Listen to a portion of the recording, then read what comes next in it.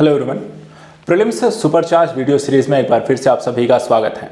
आज का हमारा टॉपिक यहाँ पर देखा जाए तो आधुनिक भारत का इतिहास और राष्ट्रीय आंदोलन है। पढ़ाई के दौरान एक बड़ी समस्या आती है जब हम बड़े बड़े वीडियोस को देखना शुरू करते हैं तो एकाग्रता की कमी, या हम ज़्यादा लंबे समय के यहाँ पर एक टाइम टेबल बना लेते हैं जिसमें 2 घंटे 3 घंटे या 4 घंटे सोचते हैं कि लगातार बैठ कर पढ़ लें, तो वहाँ पर ये संभव नहीं हो पाता है।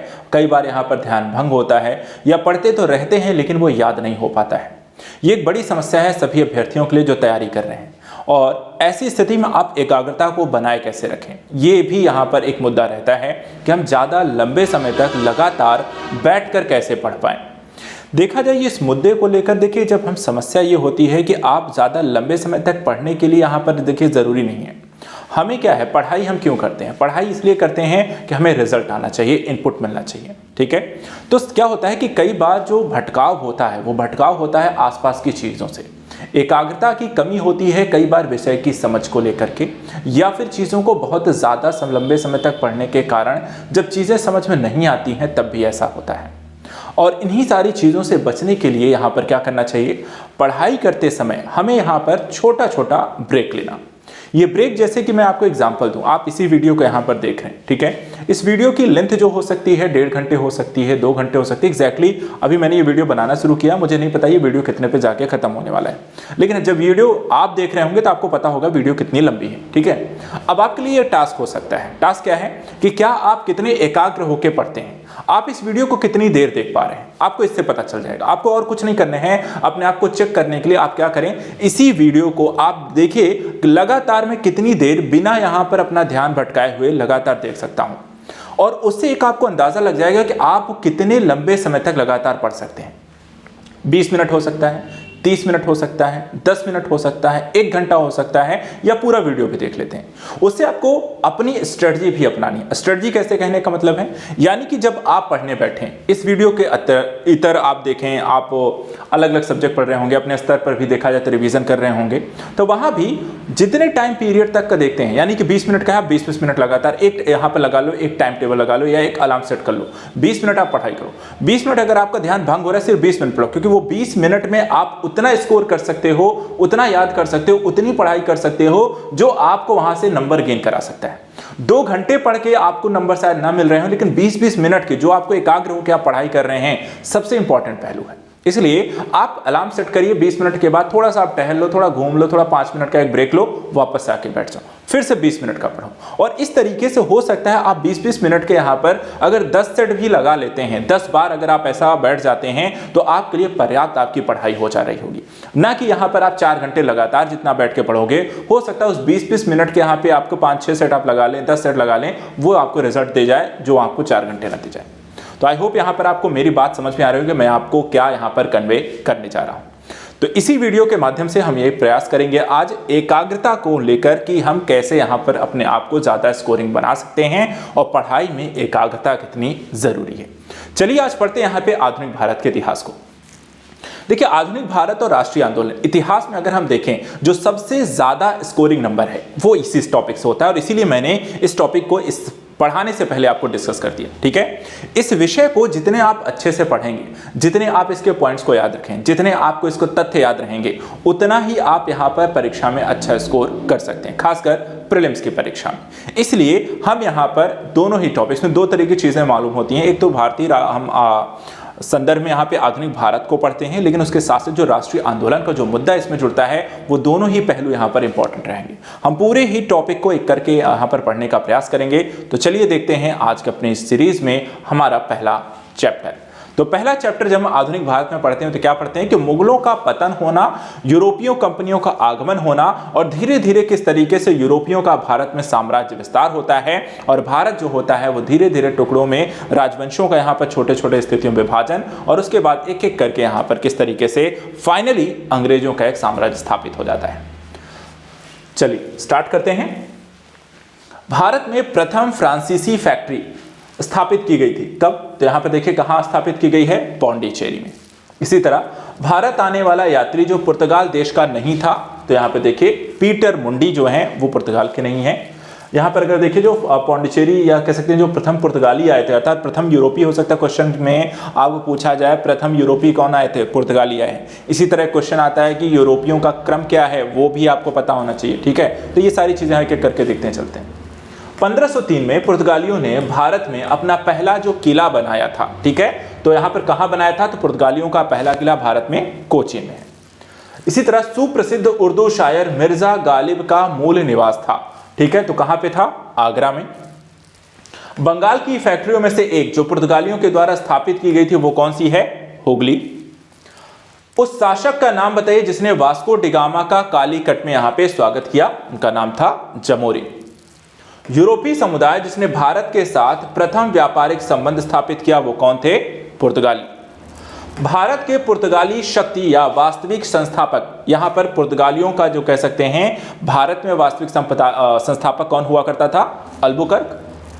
भारत में मुद्रणालय, जहां पे हम कहते हैं टकसाल जिसको भी आप कह सकते हैं, लाने वाले यहां पे प्रथम यहां पर कौन से थे, यहां पर देखा है तो पुर्तगाली ही थे। इसी तरह बंगाल में डचों के द्वारा स्थापित जो कारखाना था वो कौन सा था, चिंसुरा। तो यहाँ पर अलग अलग कह सकते हैं यूरोपियों के द्वारा कौन सी पहली कोठी स्थापित की गई या फैक्ट्री लगाई गई, पहला यहाँ पे कारखाना कहाँ सेट किया गया।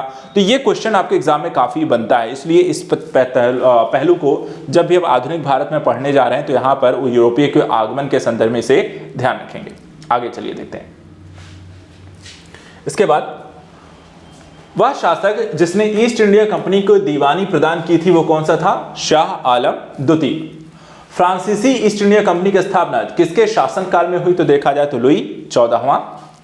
लंदन में ब्रिटिश ईस्ट इंडिया कंपनी के गठन के समय भारत का बादशाह कौन हुआ करता था, अकबर। ब्रिटिश कंपनियों में से किसे भारत में व्यापार करने का पहला अधिकार प्राप्त हुआ था, वो कंपनी का यहाँ पे नाम क्या था, लीवेंट कंपनी।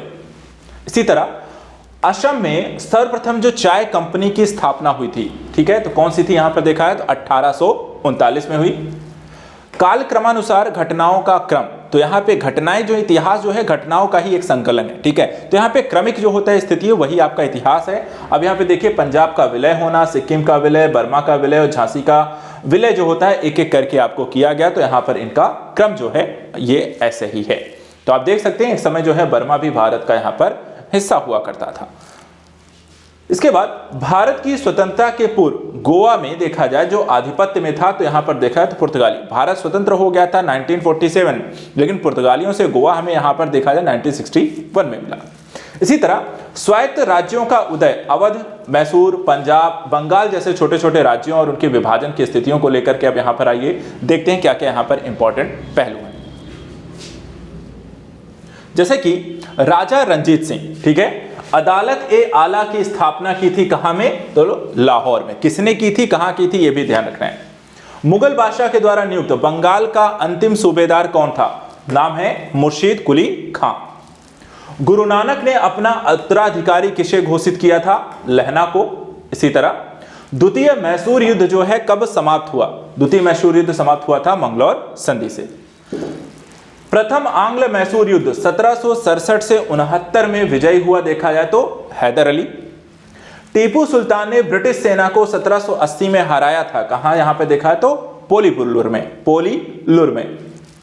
वह ब्रिटिश इतिहासकार जिसने इस विचार का खंडन किया था कि टीपू सुल्तान एक यहां पर कट्टरपंथी था। यह किसने कहा, पीई रॉबर्ट्स ने। वो इस तथ्य का विरोध करते हैं कि टीपू सुल्तान कोई कट्टरपंथी शासक था। इसी तरह बंगाल के गवर्नर जनरलों में तृतीय आंग्ल मैसूर युद्ध से संबंध किसका था यहां पर, तो लॉर्ड कॉर्नवालिस का। अब यहां पे एक कथन आया हुआ है कि ईश्वर की इच्छा थी कि मैं सब धर्मों को एक निगाह से देखूं, इसलिए उसने दूसरी आंख की रोशनी यहां पर मेरी ले ली। यह कथन देखा जाए किसका है, महाराजा रणजीत सिंह। इसी तरह रणजीत सिंह के राज्य में एक सम्मिलित था कौन सा क्षेत्र, तो यहां पर देखा जाए तो श्रीनगर जो था वो रणजीत सिंह यानी कि पंजाब में यहां पर आपको सम्मिलित रहा। इसी तरह सिखों का देखा जाए तो यहां पर अधिकार क्षेत्र था। अगले देखते हैं, सिख राज्य का अंतिम शासक कौन हुआ, तो देखा जाए तो दलीप सिंह थे। सिख राज्य के अंतिम शासक यहां पर सूची 1 और 2 को यहाँ पर सुमेलित करना है। देखा जाए तो काफ़ी सारी जो संधियाँ हुई थी वो ब्रिटिशों के द्वारा, देखा जाए यूरोपियों के द्वारा आक्रमण किए गए, युद्ध लड़े गए, युद्ध लड़ने के पश्चात वो संधि कर लेते। उस संधि के तहत कुछ न कुछ हिस्सा यहाँ पर देसी रियासतों का ले लेते थे या अपनी सेना वहाँ पर रख देते थे। देखिए ऐसी कई सारी यहाँ पर संधियाँ की गई हैं। कब कब की गई? जैसे इलाहाबाद की जो संधि की गई, कब की गई? 1765 में।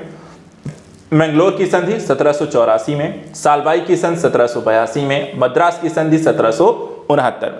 तो यहाँ पे क्रम भी कई बार पूछा जा सकता है, तो संधियां, युद्ध, उनका क्रम, ये ध्यान रखना है। चलिए अब यहाँ पे बात करते हैं आंग्ल मराठा संघर्ष की कहानी कैसे यहाँ पर शुरू होती है। तो मध्यकाल में हमने मराठाओं के बारे में पढ़ा था और आधुनिक काल में जब हम यहाँ पे आते हैं तो मराठाओं के साथ यहाँ पे अंग्रेजों का संघर्ष प्रारंभ हो जाता है। यहाँ पे देखिए बाजीराव द्वितीय को दी जाने वाली पेंशन जो नाना साहब को दिए जाने हेतु पैरवी के लिए कोर्ट ऑफ डायरेक्टर के समक्ष लंदन रखा गया था, किसके द्वारा? अचीमुल्ला खां के द्वारा। अब यहाँ पे फिर से है युद्ध और किस वर्ष लड़े गए, जैसे कि द्वितीय आंग्ल मैसूर युद्ध 1780 से 84, द्वितीय आंग्ल फ्रांसीसी युद्ध जो लड़ा गया 1750 से 54, द्वितीय आंग्ल मराठा युद्ध जो लड़ा गया 1803 से 1805 और द्वितीय आंग्ल अफगान युद्ध जो लड़ा गया 1878 से 1880। बालाजी पेशवा के दत्तक पुत्र कौन थे? यहां पर देखे जाए तो नाना शाह। सिराजुद्दौला लॉर्ड क्लाइव के द्वारा पराजित हुआ था किस युद्ध में? तो प्लासी के युद्ध में। 19वीं शताब्दी में भारत की ओर विस्तार का डर एंग्लो अफगान संबंधों का आधार था। ये किसका है? किसने कहा था? तो रूस के द्वारा। वह गवर्नर जनरल जिसके कार्यकाल में ईस्ट इंडिया कंपनी को शहंशाह शाह आलम के द्वारा बंगाल, बिहार और उड़ीसा में दीवानी अधिकार दिए गए थे, तो वो कौन थे? यहां पर देखा जाए तो लॉर्ड क्लाइव। इसी तरह राजधानी मुर्शिदाबाद में मुंगेर जो स्थानांतरित की गई थी, तो देखा जाए तो मीर कासिम। इसी तरह ईस्ट इंडिया कंपनी के बारे में यह टिप्पणी थी कि कंपनी एक असंगति है परंतु उस व्यवस्था का भाग है जहां सब कुछ यहां पर असंगत है। तो ये किसका कथन है? यहां पर देखा है तो जी.बी. मैकाले। तो यहां पर देखा है काफी सारे कथन हैं कि जो किसी न किसी संदर्भ में किसी चीज को व्याख्या करने के संदर्भ में यहां पर बोले गए हैं, इनको भी हमें यहां पर ध्यान रखना है। वह स्थान जहां प्लासी युद्ध के बाद मीर जाफर को बंगाल के नवाब की राजगद्दी जो दी गई थी वो क्षेत्र था आपका मुर्शिदाबाद। अब चलिए यहां पे देखते हैं कंपनी की देसी राज्यों के प्रति यहां पर नीतियां कैसी थी। ठीक है, अब इसमें आइए एक एक करके इसको देखते हैं। सबसे पहले महाराजा दिलीप सिंह, ठीक है, ने पंजाब के ब्रिटिश साम्राज्य में विलय से संबंधित कागजात पर यहां पे हस्ताक्षर कब किए? 29 मार्च 1849 को। विलय का सिद्धांत, इस विलय के सिद्धांत के तहत देखा जाए तो किन किन राज्यों को यहां पर कब कब शामिल किया गया, एक सही क्रम यहां पर देखा जाए तो सबसे पहले देखा सतारा, फिर उसके बाद बघाट, फिर यहां पर उदयपुर, उसके बाद यहां पे झांसी को एक एक करके अंग्रेजों के द्वारा अपने विलय के सिद्धांत के माध्यम से लागू किया। डलहौजी से पहले हड़प नीति को लागू कर दिया गया था। कहां कहां? तो यहां पर देखिए मांडवी, कुलाबा, जालौर और सूरत में ऑलरेडी यहां पर लागू थी। इसी तरह उत्तर पश्चिम प्रांत में अवध का एकीकरण हुआ। ठीक है, तो कब हुआ था? 1877 में। सहायक संधि स्वीकार नहीं की थी। किसने स्वीकार नहीं की थी? तो इंदौर के होलकरों ने यहां पर देखा जाए जो राज्य उनका था यहां पर उनके द्वारा स्वीकार नहीं की गई। अवध के नवाब वाजिद अली शाह को ईस्ट इंडिया कंपनी ने गद्दी से कब उतार दिया था? 1856 में। लॉर्ड डलहौजी ने कुशासन के आधार पर अवध का जो विलय किया था तो देखा जाए वो भी 1856 में किया था और तभी यहां पर वाजिद अली शाह को हटा दिया गया था। रिंग फेंस की नीति ये किससे नाम से जुड़ा हुआ है? तो वारेन हेस्टिंग के नाम से। तो ये हमने कंपनी के संदर्भ देखा। अब बात करते हैं कि ब्रिटिश कालीन राजस्व एवं न्यायिक सुधार संबंधी कुछ नीतियां, उस टॉपिक से रिलेटेड किस तरीके के प्रश्न यहां पर आपको बनते आए हैं। जैसे कि धर्मार्थ बंदोबस्ती अधिनियम पारित किया गया था। कब यहां पर? तो देख सकते हैं सन 1890 में यहां पर यह अधिनियम पारित किया गया। एक और ऐसा ही है, भारतीय सिविल सेवा के लिए एक अलग परीक्षा का प्रावधान किया गया था जो भारत में यहां पर होती थी, भारत सरकार अधिनियम 1919 में। अब यहाँ पे देखिए कुछ कोड दिए हुए हैं, कानून हैं और वो कब पारित किए गए थे, कब लाए गए थे उनको लेकर के। जैसे कि कोड ऑफ सिविल प्रोसीजर ये लाया गया 1859 में लागू हुआ। इंडियन पीनल कोड जो आईपीसी था अभी तक जो लागू था, फाइनली यहाँ पे सरकार ने कानून लाकर इसे बदला है 1860 में। क्रिमिनल प्रोसीजर कोड यानी कि सीआरपीसी जो है 1862 में। पुलिस एक्ट 1861 में। तो ये देखिए अंग्रेजों के द्वारा बनाए गए कानून थे जो अब जाकर यहाँ पर बदले जा रहे हैं। इसी तरह 18वीं शताब्दी के उत्तरार्ध में देखिए प्रायः कंपनी बहादुर की शान शौकत का स्थानीय प्रतिनिधि कहा जाता था। क्या कहा जाता था? दारोगा। इसी तरह मनुष्यों के पहचान हेतु उंगलियों के निशान दुनिया भर में प्रथम बार 1860 में यहां पर उपयोग किया जाने लगा। विलियम हर्शल ने यहां पर ये सबसे पहले किया, भारतवर्ष में सबसे पहले यहां पर किया था विलियम हर्शल ने। इसी तरह लॉर्ड मैकाले का जो संबंध है किससे है? कानूनों के संग्रह से। अगला टॉपिक, ब्रिटिश शासन का भारत पर आर्थिक क्या प्रभाव पड़ा है, इसको लेकर के अगर हम देखें तो यहां पे कुछ क्वेश्चन आपके एग्जाम में पूछे गए, जैसे कि क्या क्या? भारतीय दुर्भिक्ष संहिता 1883 का निर्माण किस आयोग के द्वारा किया गया था? तो यहां पे देखिए स्ट्रेची आयोग के द्वारा किया गया। इसी तरह 18वीं शताब्दी के पूर्वार्ध में बंगाल से निर्यात होने वाली सबसे महत्वपूर्ण वस्तुएं थी, कौन सी थी? तो ये देखिए शोरा, कच्चा रेशम, चीनी और अफीम। इसी तरह 1918 में भारतीय उद्योग आयोग के सदस्य के रूप में किसने अपनी रिपोर्ट यहां पे अलग से प्रस्तुत की थी? तो इसमें देखिए M.R. जयकर ने। 20वीं शताब्दी के आरंभ में भारतीय राष्ट्रीय आंदोलन की गति को अत्यधिक यहां पे प्रभावित करने वाली महत्वपूर्ण बाहरी घटना कौन सी थी? रूस जापान का युद्ध, जो कि लड़ा गया था 1904-05 में। भारत में आधुनिक राष्ट्रीय आंदोलन के विकास में उत्तरदायी कारण जो नहीं था, तो ये देखिए भारत में राजनीतिक विविधता के। इंडियन सिविल सर्विसेज परीक्षा में उत्तीर्ण होने वाले प्रथम भारतीय कौन थे? तो सत्येंद्रनाथ टैगोर। देखा जाए तो आज सब यहां पर आप तैयारी कर रहे हैं इस एग्जाम को क्रैक करने के लिए। जो पहले व्यक्ति थे यहां पर नाम था सत्येंद्रनाथ टैगोर। अब यहां पे अगला टॉपिक है 1857 का स्वतंत्रता संग्राम, और इससे जुड़े हुए तथ्यों पर नजर डालते हैं। कौन कौन सी? देखिए एक इंपॉर्टेंट टॉपिक है, लगातार इससे प्रश्न आते रहे हैं और इस टॉपिक से रिलेटेड प्रश्नों को आप बेहतर तरीके से समझ लें, रिवाइज कर लें। अब यहां पे देखिए बिहार में 1857 के विद्रोह का मुख्य संगठनकर्ता था, कौन था? तो यहां पे देखिए कुंवर सिंह। इसी तरह घटनाओं का सही कालक्रमानुसार सही क्रम क्या है? तो यहां पे देखिए दांडी यात्रा, गांधी इरविन समझौता, सांप्रदायिक घोषणा और पूना समझौता। 1857 के विद्रोह के बारे में सर्वप्रथम भारत की स्वतंत्रता की पहली लड़ाई इसे किसके द्वारा कहा गया? तो यहां पर देखिए वीडी सावरकर ने यहां पे 1857 की क्रांति को भारत की पहली स्वतंत्रता लड़ाई कही। 1 नवंबर 1858 ईस्वी को महारानी विक्टोरिया का घोषणा पत्र इलाहाबाद में पढ़कर किसने सुनाया? तो लॉर्ड कैनिंग के द्वारा। इसी तरह 1857 में किसने इलाहाबाद को आपातकालीन मुख्यालय बनाया था? तो वो भी लॉर्ड कैनिंग है, जहां पर यह आके पढ़ा गया। मंगल पांडे विप्लव से जुड़े हुए थे, यहां पर देखा जाए तो बैरकपुर में, जहां पर यह विद्रोह किया गया था। नाना साहब का कमांडर इन चीफ था, कमांडर इन चीफ जो थे वो तात्या टोपे थे। 1857 के बरेली विद्रोह का नेता कौन था? तो खान बहादुर थे।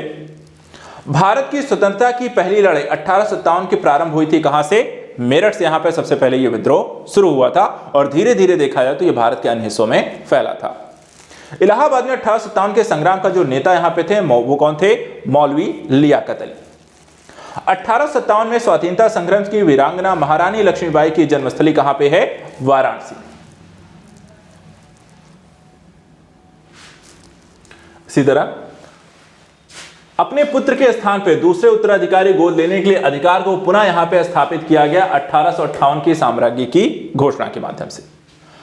1857 की क्रांति से पूर्व ब्रिटिश और भारतीय सेना में देश का अनुपात कितना था? 1:5।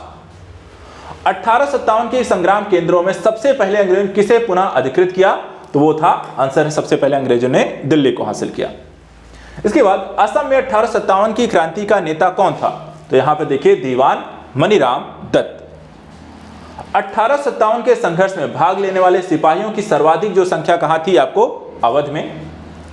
भारतीय भाषा में 1857 के विप्लव के कारणों को लिखने वाला प्रथम जो भारतीय थे वो थे सैयद अहमद खान, सर सैयद अहमद खान। वर्ष 1857 में शिक्षा के क्षेत्र में जो महत्वपूर्ण घटना घटी कि कलकत्ता, मद्रास एवं बंबई में जो है विश्वविद्यालयों की स्थापना की गई थी। 1857 की क्रांति में हिंदू मुस्लिम षड्यंत्र का प्रतिफल था, यह कथन ये जो है जेम्स आउटरम का है। उन्होंने हिंदू मुस्लिम षड्यंत्र बताया था 1857 की क्रांति को। यह सैनिक विद्रोह बहुत बड़ा था किंतु एक प्रथम स्वतंत्रता संग्राम से बहुत यहां पर कम। 1857 की घटना के बारे में यह कथन यहां पर किसके द्वारा कहा गया? तो S.N. सेन के द्वारा।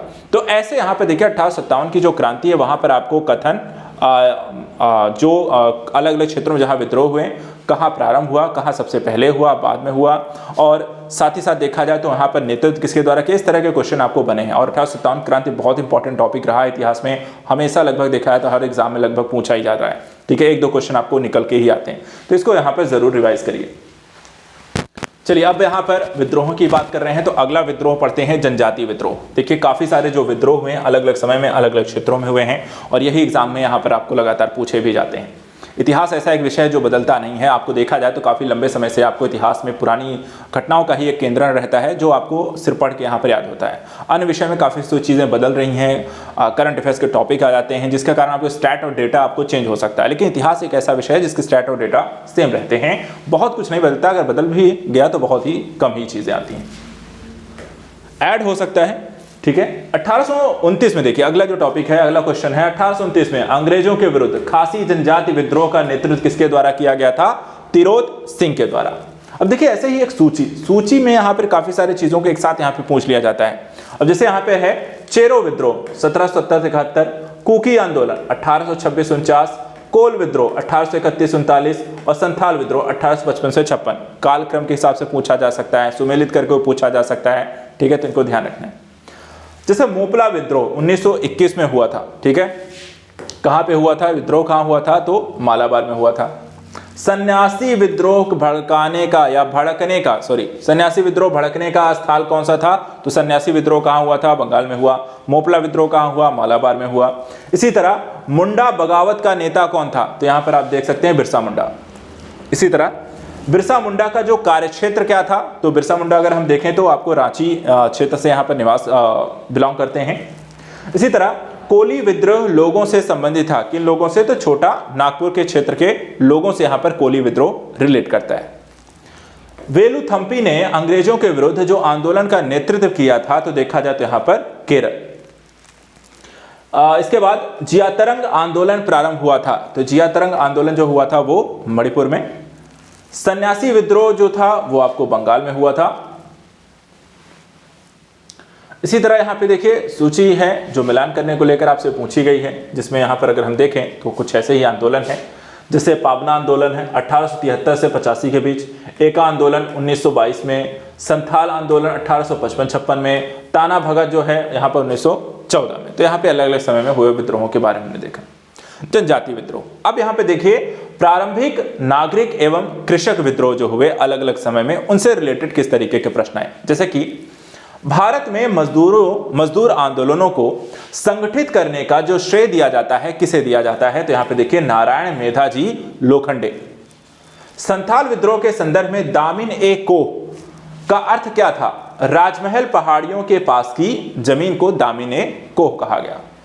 इसी तरह यहाँ पे देखिए कुछ और विद्रोह हैं और यहाँ पे उनको समय है कब यहाँ पर हुए थे उनका, जैसे कि रंभा विद्रोह 1879-80, पाबना किसान विद्रोह 1873-76, बंगाल नील विद्रोह 1859-60 और जयंतिया विद्रोह 1860-63।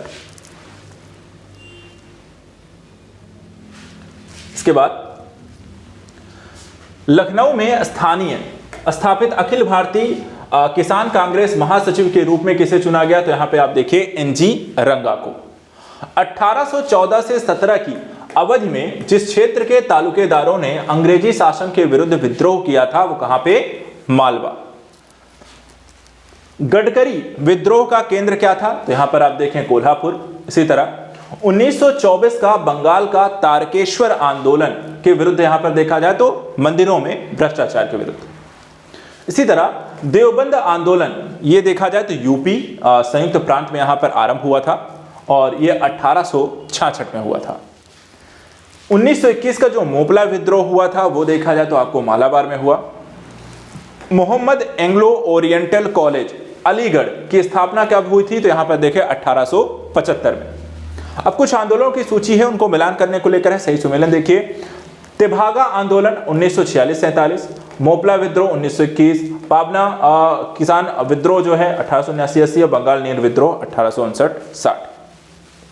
अब बात करते हैं सामाजिक और धार्मिक सुधार को लेकर के। सामाजिक सुधार आंदोलन में पहला अगर देखें, यंग बंगाल आंदोलन के प्रवर्तक कौन थे, हेनरी लुई विवियन डेराजियो। 1924 ईस्वी में केरल के त्रावणकोर में चलाया गया यहां पर देखा जाए तो वाइकोम सत्याग्रह।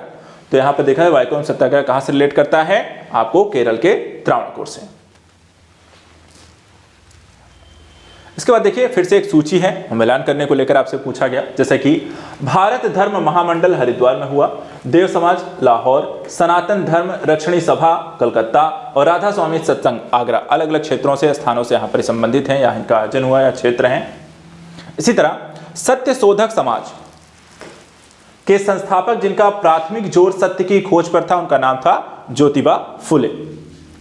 हिंदुस्तानी समाजवादी प्रजातंत्र संघ के यहां पर देखा जाए जो संस्थापक थे वो कौन कौन थे, तो यहां पर देखिए यतीन्द्र नाथ हैं, अजय घोष हैं और फणींद्र नाथ घोष। इसमें 3 व्यक्ति यहां पर आपको शामिल हैं। ज्योतिबा फुले किस चीज से संबंधित है, तो यहां पर आप देखिए जाति विरोधी आंदोलनों को यहां पर नेतृत्व जो है ज्योतिबा फुले के द्वारा किया गया। महाराष्ट्र का सुकरात किसे कहा गया है, तो महाराष्ट्र का सुकरात कहा गया था एमजी रानाडे को। इसी तरह शुद्धि आंदोलन का समर्थन किया था किसने, तो यहां पर आर्य समाज के द्वारा शुद्धि आंदोलन का समर्थन किया गया। सती विरोधी आंदोलन में राजा राम मोहन राय के विरुद्ध बंगाल में रूढ़िवादियों का जो नेतृत्व किया था किसके द्वारा किया गया, राधाकांत देव के द्वारा। इसी तरह वह समाज सुधारक जिसने 1856 के ज्यूरी अधिनियम को घोर विरोध यहां पर किया था, उसमें कौन थे, Raja Ram Mohan Roy. Asiatic society of Bengal की स्थापना किसके द्वारा की गई थी, विलियम जोन्स के द्वारा। और दलित वर्गों का संघ स्थापित किया गया था डॉक्टर BR अंबेडकर के द्वारा। इसके बाद अगला देखते हैं, महाराष्ट्र के प्रार्थना समाज का मुख्य संचालक कौन था, तो यहां पर हैं MG रानाडे। बाल विवाह प्रथा को नियंत्रित करने हेतु 1872 में सिविल मैरिज एक्ट ने लड़कियों की विवाह की न्यूनतम उम्र निर्धारित की थी। तो यहां पर देखिए कितनी निर्धारित की गई थी, लड़कियों की उम्र विवाह की वो थी 14 वर्ष। महाराष्ट्र में प्रार्थना समाज को स्थापित किया, तो यहां पर देखा जाए तो केशव चंद्र सेन के नेतृत्व में यहां पर प्रार्थना समाज महाराष्ट्र में स्थापित किया गया। 19वीं शताब्दी के दौरान होने वाले वहाबी आंदोलन का जो मुख्य केंद्र था वो था आपका पटना। शारदा अधिनियम के अंतर्गत लड़कियों और लड़कों के विवाह की न्यूनतम आयु को क्रमशः कितना निर्धारित किया गया था, तो शारदा अधिनियम के लिए तहत यहां पर लड़कियों की उम्र थी 14 और लड़कों की उम्र 18 निर्धारित की गई थी विवाह के लिए। सर्वेंट्स ऑफ इंडिया सोसाइटी के संस्थापक यहां पर देखा जाए कौन थे, GK गोखले यानी कि गोपाल कृष्ण गोखले। पश्चिमी भारत के DK कार्वे का नाम निम्नलिखित में से किस संदर्भ में यहां पर आता है, तो देखा जाए स्त्री शिक्षा और विधवा पुनर्विवाह के संदर्भ में किए गए कार्यों के लिए। राधा स्वामी सत्संग के संस्थापक कौन थे, शिव दयाल शाह। ठीक है, महाराष्ट्र में विधवा पुनर्विवाह हेतु अभियान चलाने का या अभियान जो चलाया गया है उसका नेतृत्व किया गया किसके द्वारा, विष्णु परशुराम पंडित। वह बंगाली नेता जिसने सामाजिक धार्मिक सुधारों का विरोध किया और रूढ़िवादिता का देखा जाए तो यहां पर आपको समर्थन किया, वो कौन थे, इसमें देखिए राधाकांत देव। यदि भगवान अस्पृश्यता को सहन करते हैं तो उन्हें कभी भगवान नहीं मानूंगा, ये किसका कथन है, तो बाल गंगाधर तिलक। इंग्लैंड में राजा राम मोहन रॉय की मृत्यु हुई थी कब, तो 1833 ईस्वी में यहां पर इनकी मृत्यु हुई। अगला टॉपिक देखिए, आधुनिक भारत में शिक्षा एवं प्रेस से संबंधित जो क्वेश्चन आपको आए हैं, प्रेस का विकास कैसे हुआ, आधुनिक शिक्षा का विकास कैसे हुआ और उससे संबंधित जो प्रश्न बने हैं, जैसे कि एशियाटिक सोसाइटी ऑफ बंगाल के संस्थापक यहां पे कौन थे, sir William Jones. Fort William college Calcutta की स्थापना का मुख्य उद्देश्य क्या था, इसमें देखिए ब्रिटिश अधिकारियों को भारतीय भाषाओं की शिक्षा देना। वर्नाकुलर प्रेस अधिनियम 1878 के लिए विपरीत गामी और असंगत शब्द का प्रयोग किया गया था, किसके द्वारा, अरस्काइंग पेरी के द्वारा। इसी तरह भारत की शैक्षणिक नीति में फिल्टरेशन सिद्धांत के प्रतिपादक कौन थे, तो यहां पर Macaulay. Asiatic society of Bengal के संस्थापक कौन थे, तो यहां पर आप देख सकते हैं सर विलियम जोन्स। भारतीय विश्वविद्यालयों में धार्मिक शिक्षा के लिए प्रबल रूप से वकालत किसके द्वारा की गई, मदन मोहन मालवीय के द्वारा। इसी तरह हंटर कमीशन की रिपोर्ट में विकास पर विशेष जोर दिया गया था, वो कौन था, प्राथमिक शिक्षा। सैंडलर आयोग संबंधित है किससे, तो यहां पर देखा जाए आपको शिक्षा संबंधित है। काशी विद्यापीठ के संस्थापक यहां पर देखा जाए कौन है, तो बाबू शिव प्रसाद गुप्त हैं। भारत में अंग्रेजों ने प्रथम मदरसा जो स्थापित किया था तो कलकत्ता में स्थापित किया। 1857 में भारत ने विश्वविद्यालयों की स्थापना के समय इंग्लैंड के विश्वविद्यालयों के प्रतिमान के रूप में लिया गया था। तो ये देखा जाए तो कहां के, तो लंदन के विश्वविद्यालयों को। इसी तरह डेक्कन में एजुकेशनल सोसाइटी की स्थापना से संबंधित हैं, तो यहां पर कौन संबंधित है, बीजी तिलक यहां पर आपको इससे संबंधित हैं, तो बाल गंगाधर तिलक। इसी तरह हिंदी का पहला समाचार पत्र उद्दंड मार्तंड जो है 30 मई 1826 को प्रकाशित हुआ था, कहां पर, कोलकाता में। सर्वप्रथम सेंसरशिप लागू यहां पर देखा जाए की गई थी, कहां की गई थी, यहां पर किसके द्वारा की गई थी, तो वेलेज़ली के द्वारा। भारत की शैक्षणिक नीति में फिल्ट्रेशन थ्योरी यानी कि निषिद्धन सिद्धांत के प्रवर्तक कौन थे, मैकाले। चलिए अब हम आ जाते हैं 1885 से पूर्व जो एक राजनीतिक संस्थाएं थीं और उससे संबंधित जो आपको प्रश्न बने हैं आधुनिक भारत में। तो यहां पे देखिए, भारतीय प्रश्नों पर विवेचना के लिए दादा भाई नौरोजी ने 1866 में लंदन में गठन किया। क्या गठन किया था, तो east India association. Theosophical society के अनुयायी भारतीय दर्शन में विश्वास करते थे, वो दर्शन था आपका सांख्य दर्शन।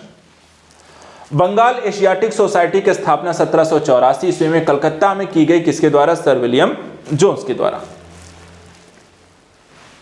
अगला देखते हैं,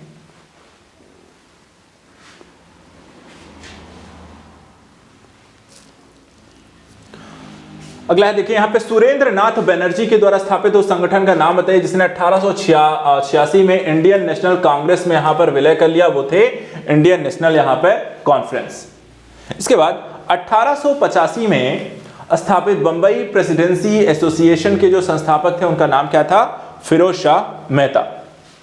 सर सैयद अहमद खान के साथ यूनाइटेड इंडियन पैट्रियाटिक एसोसिएशन का संस्थापक यहां पर कौन थे, राजा शिव प्रसाद।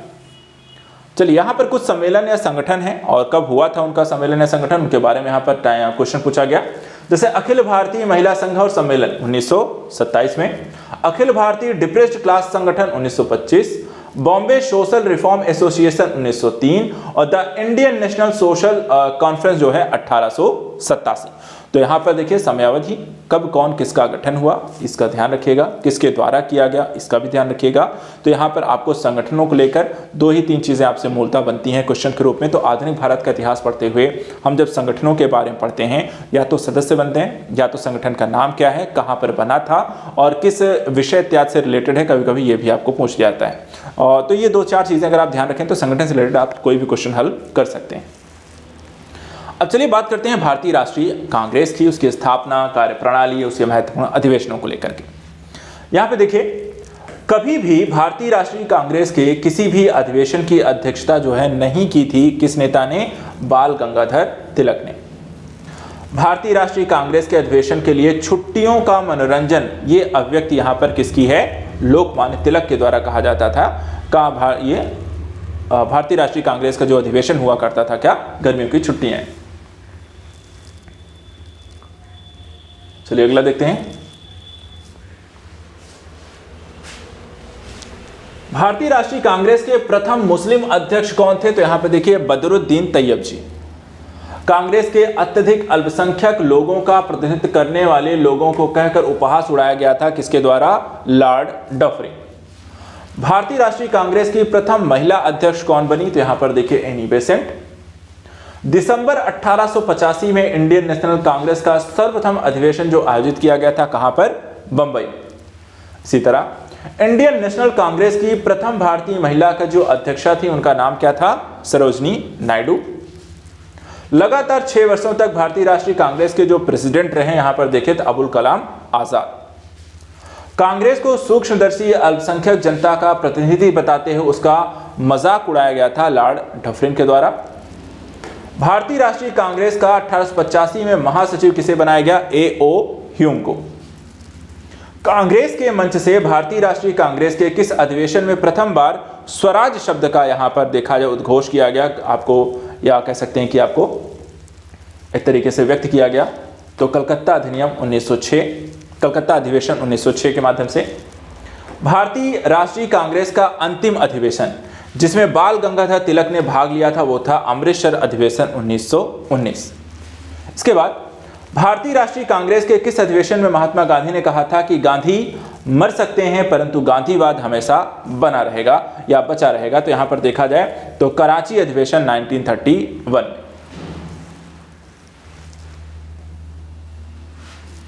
अगला देखते हैं, भारतीय राष्ट्रीय कांग्रेस ने किस अधिवेशन में भारत सरकार अधिनियम 1935 को यहां पर अस्वीकार किया था? तो यहां पर देखिए लखनऊ अधिवेशन 1936 में। कांग्रेस गिरने के लिए लड़खड़ा रही है, भारत में रहते हुए मेरी एक विशेष महत्वाकांक्षा है किसके शांतिपूर्ण अवसान में इसकी सहायता करूं। यह घोषणा किसकी है? कर्जन की। भारतीय राष्ट्रीय कांग्रेस के हरिपुरा अधिवेशन की अध्यक्षता किसके द्वारा की गई? सुभाष चंद्र बोस के द्वारा। 1938 के हरिपुरा कांग्रेस के अधिवेशन में सुभाष चंद्र बोस को अध्यक्ष के रूप में यहां पर नामित किया गया था, किसके द्वारा? तो यहां पर देखा जाए तो डॉक्टर राजेंद्र प्रसाद। भारतीय राष्ट्रीय कांग्रेस का प्रथम निर्वाचित यूरोपीय अध्यक्ष कौन था? यहां पर देखा जाए तो जॉर्ज यूले। भारतीय राष्ट्रीय कांग्रेस का सर्वप्रथम जो है मुस्लिम अध्यक्ष कौन था? तो यहां पर बदरुद्दीन तैयब जी। इसी तरह भारतीय राष्ट्रीय कांग्रेस के सन 1905 ईस्वी के बनारस अधिवेशन के जो अध्यक्ष हुए थे उनका नाम क्या है? गोपाल कृष्ण गोखले। भारतीय राष्ट्रीय कांग्रेस का एकमात्र अधिवेशन जिसे महात्मा गांधी के द्वारा यहां पे संबोधित किया गया था, संपन्न हुआ कहां पर? देखा जाए तो बेलगांव। भारतीय राष्ट्रीय कांग्रेस को 1946 में मेरठ में आयोजित अधिवेशन की अध्यक्षता किसके द्वारा की गई थी? तो जे.बी. कृपलानी के द्वारा।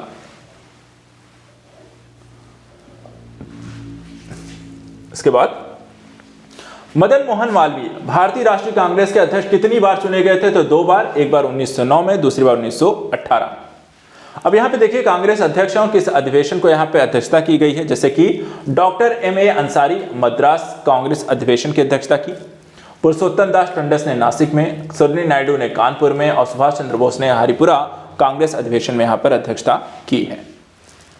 चलिए बात करते हैं अगले टॉपिक की। अगला टॉपिक जो यहाँ पर आधुनिक भारत में आप पढ़ते हैं वो है भारतीय राष्ट्रीय कांग्रेस का यहाँ पर उदारवादी चरण जो 1885 से 1905 तक रहता है। इस टॉपिक में देखिए जाए उदारवादिता को लेकर के अलग नेताओं और उससे संबंधित कथनों और घटनाओं को यहाँ पर पूछा जाता है। जैसे कि एक क्वेश्चन यहाँ पे है, कभी भी भारतीय राष्ट्रीय कांग्रेस के किसी भी अधिवेशन की अध्यक्षता जो है नहीं की। जैसे कि यहाँ पर हम देख सकते हैं बाल गंगाधर तिलक है। लॉर्ड कर्जन ने प्रांतीय सीमाओं को पुनर्गठित करने का निर्णय लिया और पूर्वी बंगाल और असम नामक एक नया प्रांत यहाँ पे बना दिया था। यह कथन देखा जाए किसका है? असैनिक प्रशासन 1905 के संदर्भ में कहा गया है। इसी तरह महाराष्ट्र में गणपति पर्व का श्री गणेश जो है किया गया था वो बीजी तिलक के द्वारा। किसने भारतीय राष्ट्रीय कांग्रेस प्रार्थना, याचना और विरोध की राजनीति करने का यहाँ पर आरोप लगाया है? यहाँ पर देखा है तो बाल गंगाधर तिलक के द्वारा आरोप लगाया गया था।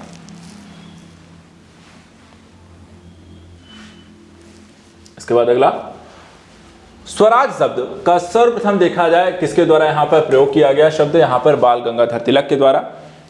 गोपाल कृष्ण गोखले ने भारत सेवक मंडल सर्वेंट्स ऑफ इंडिया सोसाइटी की स्थापना जो है कब की थी? 1905 में। पारंपरिक गणपति त्योहार को राष्ट्रीय त्योहार में बदल दिया गया और इसके यहां पर राजनीतिक रंग जो है शुरुआत की थी तिलक के द्वारा। अगला क्वेश्चन, बंगाल विभाजन और स्वदेशी आंदोलन। यहां पर भी काफी सारे क्वेश्चन आपके पिछले कुछ एग्जामों में पूछे गए। जैसे कि जो इंपॉर्टेंट पॉइंट्स हैं, जो फैक्ट हैं, जो पूछे जाते हैं ज्यादा, उनको हम रिवाइज कर लेते हैं। जैसे कि वंदे मातरम भारतीय राष्ट्रीय आंदोलन का शीर्ष गीत बना, यहां पर देखा है तो स्वदेशी आंदोलन का। ब्रिटिश पत्रकार H.W. नेविन्सन जुड़े थे, किससे जुड़े थे? तो यहां पे स्वदेशी आंदोलन से। क्रांतिकारी संगठन अभिनव भारत समाज की स्थापना जो है किसके द्वारा की गई? विनायक दामोदर सावरकर के द्वारा। बंगाल विभाजन करने वाला जो गवर्नर जनरल था वो कौन था? देखा जाए तो कर्जन। यह कथन है कि विदेशी कपड़ों को जलाना एवं एक निष्ठुर बर्बादी है, ये किसका है? रविंद्रनाथ टैगोर का। बंगाल के विभाजन के समय बंगाल का लेफ्टिनेंट गवर्नर कौन था? तो सर एंड्रूज फ्रेजर। स्वदेशी के समर्थक कौन थे? यहां पर देखा जाए तो दादा भाई नेरोजी। 1904 में देखा है तो लगातार भारत को स्वशासन देने पर बल दिया गया था, किसके द्वारा? दादा भाई नेरोजी के द्वारा। वह आंदोलन जिसके चलते रविंद्रनाथ ठाकुर ने आमार सोनार बांग्ला नामक यहां पर गीत की रचना की थी वो थी सविनय अवज्ञा आंदोलन। और ब्रिटिश वस्तुओं के बहिष्कार का सुझाव सबसे पहले यहां पर किसके द्वारा दिया गया? कृष्ण कुमार मित्र के द्वारा।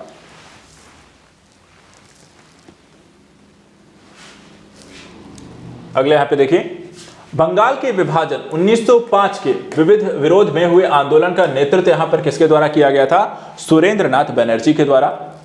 स्वदेशी आंदोलन का नेतृत्व दिल्ली में किया गया था किसके द्वारा? सैयद हैदर रजा के द्वारा। मद्रास स्वदेशी आंदोलन का नेतृत्व किसने किया? तो चिदम्बरम पिल्लै। विदेशी वस्त्रों की बर्बादी उनके साथ सर्वोत्तम व्यवहार है, यह कथन किसका है? महात्मा गांधी का।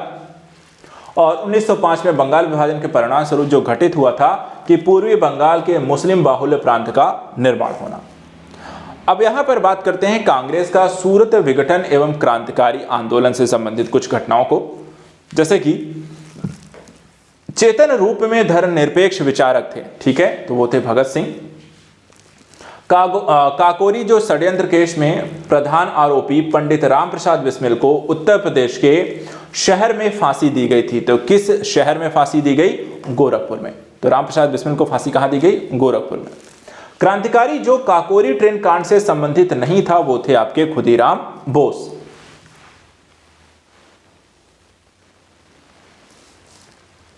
अगला देखिए, सूचियां दी हुई हैं मिलान करने को लेकर, जैसे कि गदर पार्टी की स्थापना वर्ष 1913, बर्लिन में इंडियन इंडिपेंडेंस कमेटी की स्थापना हुई थी कब? 1916। केंद्रीय असेंबली बम कांड कब हुआ था? 1929। और चटगांव शस्त्रागार जो छापा यहां पर आपको पड़ा 1930 में। इसके बाद 1926 में गठित नौजवान सभा के प्रारंभिक जो सदस्य नहीं थे उनका नाम था अंबिका चक्रवर्ती। किसानों को स्वयं केवल विदेशी जंजीर से ही आजाद नहीं कराना है, अपितु यहाँ पे जमींदारों पूंजीवादियों से भी देखा जाए तो आजाद कराना है। यह कथन किसका है? तो भगत सिंह का है। अक्टूबर 1924 में हिंदुस्तान रिपब्लिक एसोसिएशन का जो गठन किया गया था कहां किया गया था? तो हिंदुस्तान रिपब्लिकन एसोसिएशन का गठन 1924 में कानपुर में किया गया। वह महिला क्रांतिकारी जिसको सूर्य सेन के साथ यहां पर गिरफ्तार किया गया था, कौन थी यहां पर? कल्पना दत्त। काकोरी कांड मुकदमे में सरकारी वकील थे, कौन थे? तो यहां पे जगत नारायण मुल्ला। इसी तरह काकोरी षड्यंत्र कांड का वह एकमात्र क्रांतिकारी जो पुलिस गिरफ्तारी से बच गया था, वो कौन था? यहां पे चंद्रशेखर आजाद।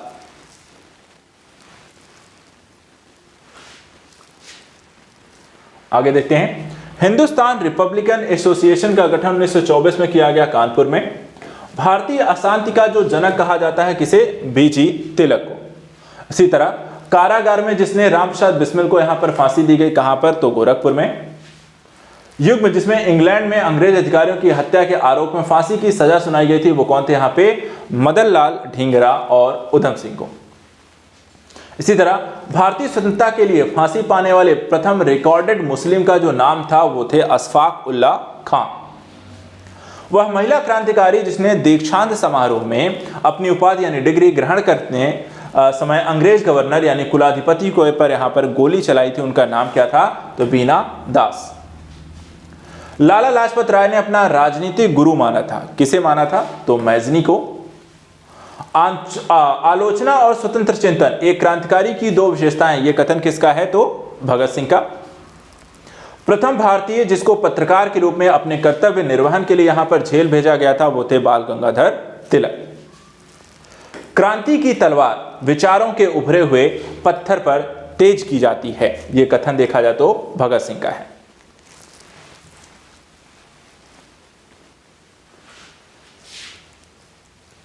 अगला देखिए, लाहौर षड्यंत्र मुकदमे के परिणाम स्वरूप फांसी किसको किसको हुई थी?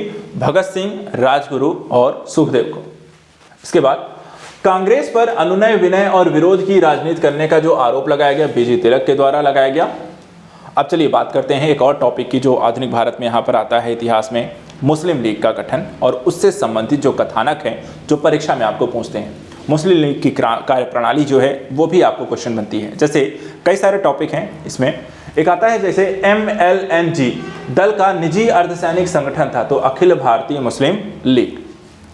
मुस्लिम लीग एवं भारतीय राष्ट्रीय कांग्रेस के बीच राजनीतिक गतिरोध को दूर करने के लिए CR फार्मूला बनाया गया था, तो यहाँ पर देखिए किसके द्वारा? राजगोपालाचारी के द्वारा। 1907 में मुस्लिम लीग का वार्षिक अधिवेशन जो हुआ था वो कहाँ हुआ था? कराची में। 31 दिसंबर 1928 को दिल्ली में हुए सर्वदलीय मुस्लिम सम्मेलन की अध्यक्षता जो की गई आगा खां के द्वारा। मुस्लिम लीग का वह अधिवेशन जिसमें M.A. जिन्ना ने अपना 14 सूत्री प्रस्ताव रखा था वो था 1929 के सम्मेलन अधिवेशन में। मुस्लिम लीग के किस अधिवेशन में दो राष्ट्र के सिद्धांत का प्रतिपादन हुआ था? लाहौर अधिवेशन 1940 में। वर्ष 1940 में मुस्लिम लीग के अधिवेशन में पाकिस्तान के सृजन का जो प्रस्ताव रखा गया था किसके द्वारा? खली कुज्जमा के द्वारा।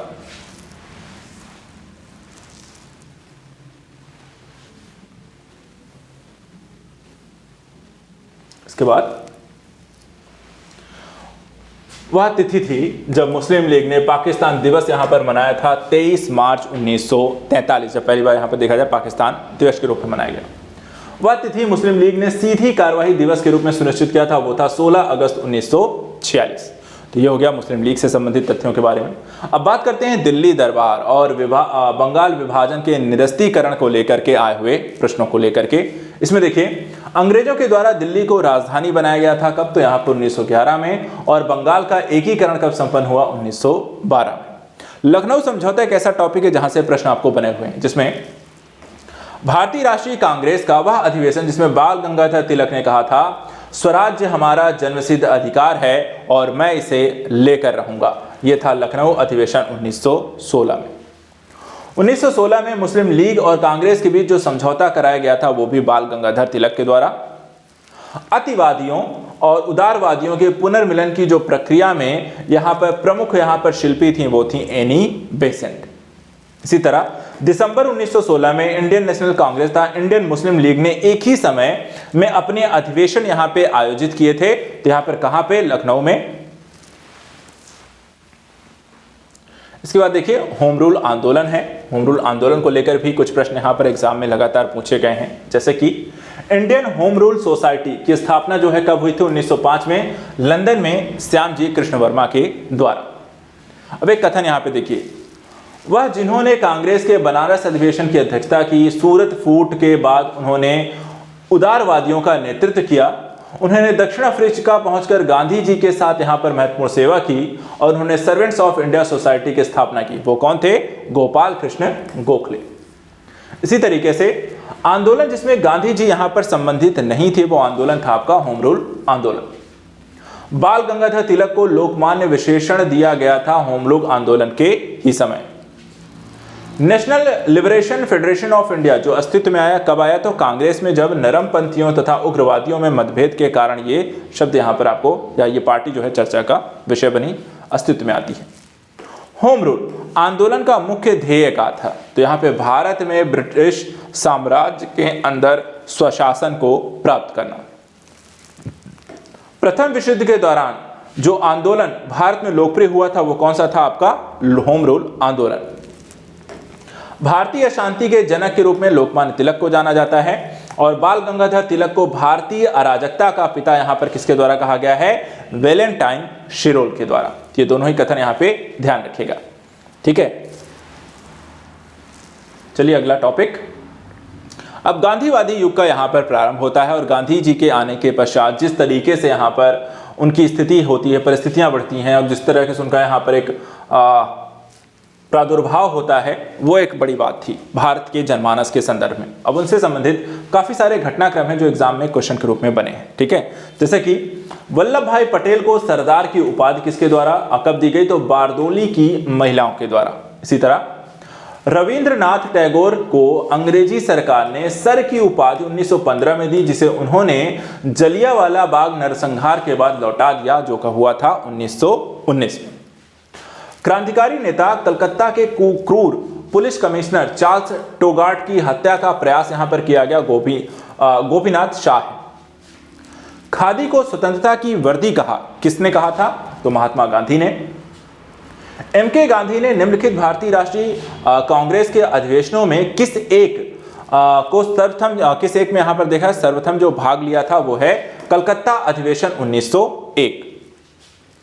महात्मा गांधी ने सत्याग्रह शस्त्र का उपयोग सर्वप्रथम किया था दक्षिण अफ्रीका में और सत्याग्रह शब्द को गढ़ा था किसके द्वारा? तो महात्मा गांधी के द्वारा। इसी तरह महात्मा गांधी ने भारत में अपना पहला जनभाषण जो दिया था वो वाराणसी में दिया था और महात्मा गांधी को आदेशित किया गया था कि वो भारत में प्रथम वर्ष खुले कान पर मुंह बंद करके यहां पर व्यतीत करें। ये किसने यहां पर कहा था उन्हें? गोपाल कृष्ण गोखले के द्वारा। भारतीय राष्ट्रीय कांग्रेस के अधिवेशन में महात्मा गांधी को चंपारण के किसानों की समस्याओं से यहां पर अवगत कराया गया था, लखनऊ अधिवेशन 1916 में।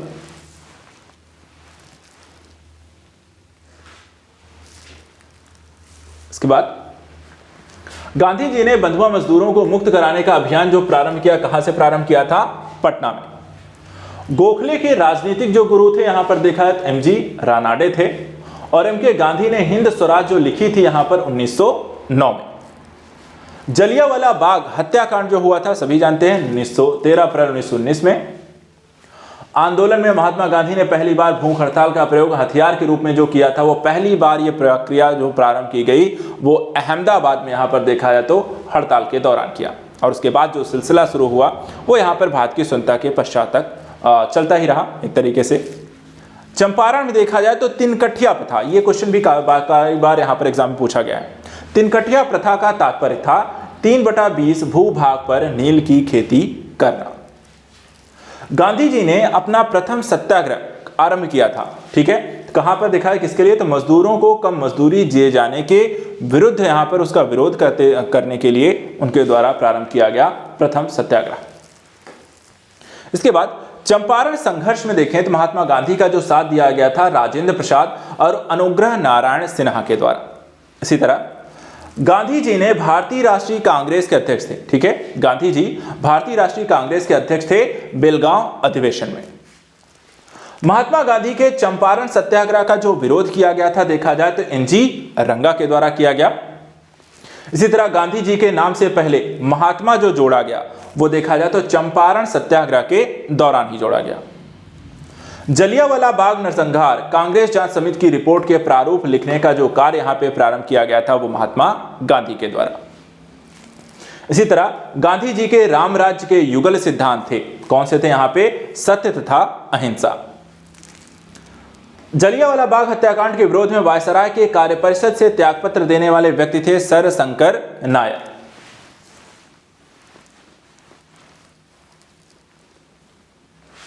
अगला देखते हैं।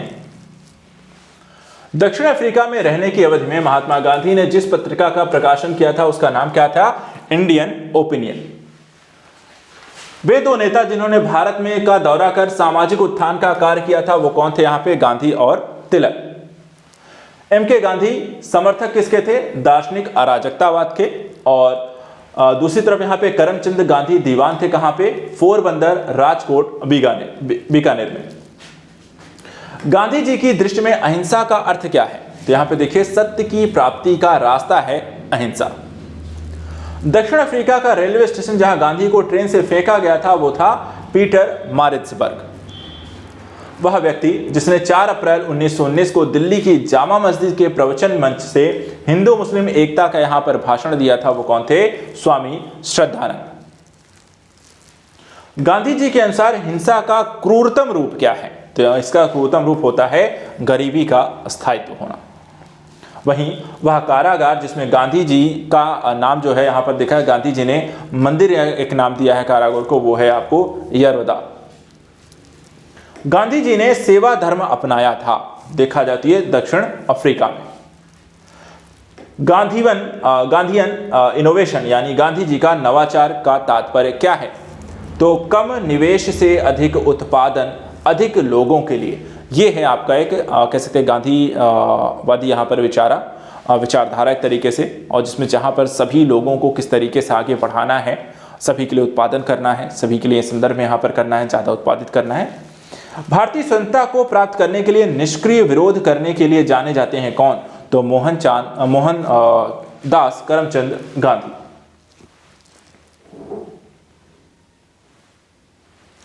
अगला देखते हैं।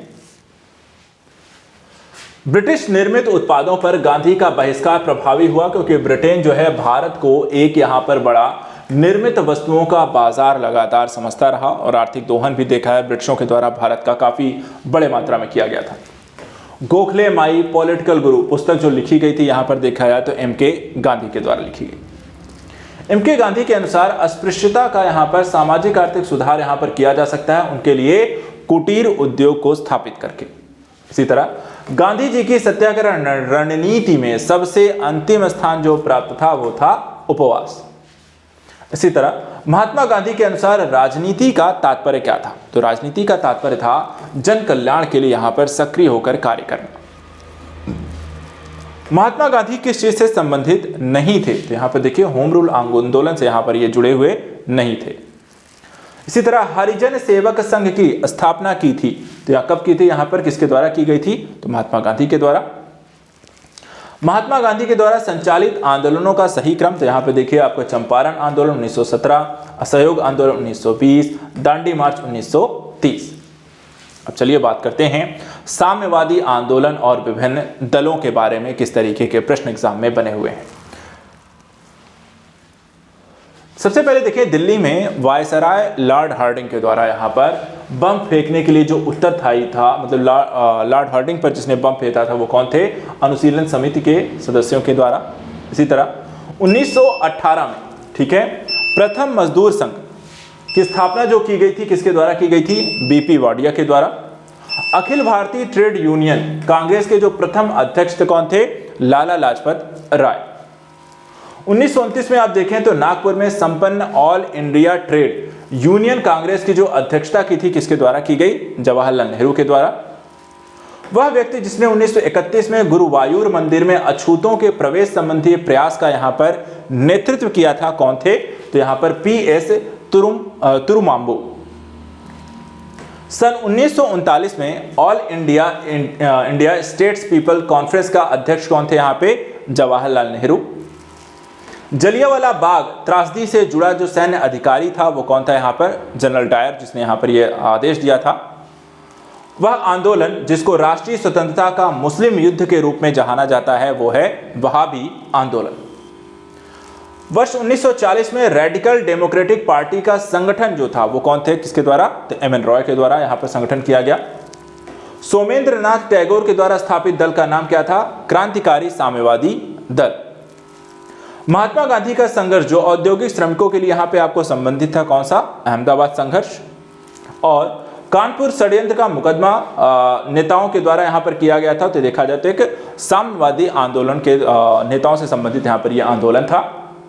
अब इसके बाद अगर हम देखें खिलाफत आंदोलन की प्रक्रिया और असहयोग आंदोलन से संबंधित प्रश्नों को, अब यहाँ पे देखिए जैसे पूछा गया कि वह आंदोलन जिसने हिंदू मुस्लिम एकता का वास्तविक रूप यहाँ पे प्रतिबिंबित हुआ था वो कौन सा आंदोलन था? तो उसे खिलाफत आंदोलन। गांधी जी को सावधान किया गया था कि वे मुस्लिम धार्मिक नेताओं को उनके अनुयायियों कट्टरपन को प्रोत्साहित ना करें। ये किसमें यहाँ पर देखा जाए तो मोहम्मद अली जिन्ना के द्वारा ये महात्मा गांधी को बोला गया था। इसी तरह वर्ष 1919 में अखिल भारतीय खिलाफत सम्मेलन का अध्यक्ष चुना गया था। किसे चुना गया? तो महात्मा गांधी को। भारतीय नेता जिसने खिलाफत आंदोलन का समर्थन नहीं किया था वो कौन थे? तो मदन मोहन मालवीय। इसी तरह खिलाफत आंदोलन का परिणाम था हिंदू मुस्लिम मतभेदों में यहाँ पर दिखाया जाए कमी आई थी। वहीं खिलाफत आंदोलन के दौरान हाजिक उल मुल्क की पदवी यहाँ पर त्याग दी थी किसके द्वारा? हकीम अजमल खां के द्वारा। अब इसी तरह से एक और आंदोलन हुआ असहयोग आंदोलन। देखा जाए तो महात्मा गांधी के द्वारा किए गए 2 से 3 यहाँ पर जो आंदोलन थे वो लगातार एग्जाम में पूछे जाते हैं, ठीक है। उनमें से ही एक यहाँ पर आंदोलन है असहयोग आंदोलन। इसमें देखिए प्रारंभ में असहयोग नीति के पक्ष में नहीं थे परंतु बाद में गांधी के पक्ष में हो गए। कौन से नेता यहाँ पर थे? तो लाला लाजपत राय। महात्मा गांधी ने 1922 में असहयोग आंदोलन को वापस ले लिया। किस घटना के कारण? तो चौरी चौरा में हुई थी यहाँ पर हिंसा और इस घटना के कारण इस आंदोलन को वापस लिया गया था। एक कथन है 1 वर्ष के अंतर्गत स्वराज की प्राप्ति का जो लक्ष्य था ये किस आंदोलन के दौरान यहाँ पे कहा गया? तो असहयोग आंदोलन के कारण। इसी तरह खिलाफत आंदोलन के साथ यहाँ पे कौन सा आंदोलन प्रारंभ किया गया था? वो आंदोलन भी कौन सा था? असहयोग आंदोलन। चलिए आगे देखते हैं।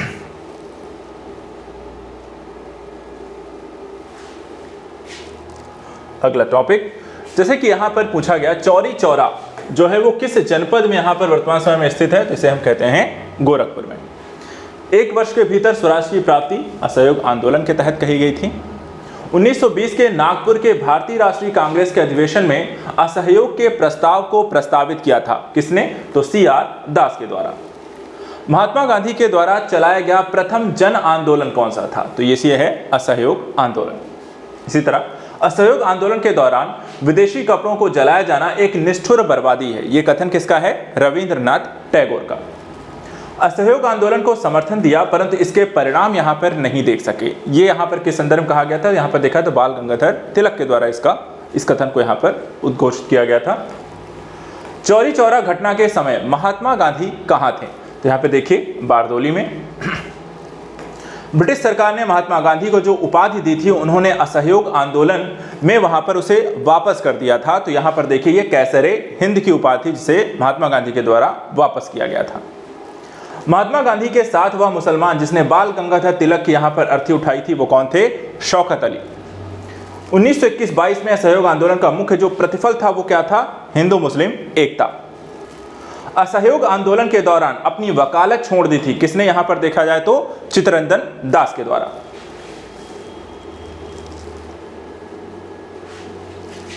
आगे देखते हैं, जैसे कि क्वेश्चन यहां पे आया था, दिल्ली में 24 फरवरी 1922 को आयोजित अखिल भारतीय कांग्रेस समिति की बैठक असहयोग आंदोलन वापस लेने के लिए गांधी जी के विरुद्ध यहां पे एक निंदा प्रस्ताव किसके द्वारा लाया गया था? तो यहां पे देखिए डॉक्टर मुंजे के द्वारा।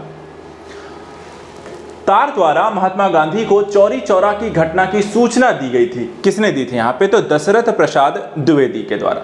इसी तरह गैर सहयोग आंदोलन के रचनात्मक कार्यक्रमों में से यहां पर नहीं था, क्या नहीं था? तो विदेशी कपड़ों का बहिष्कार।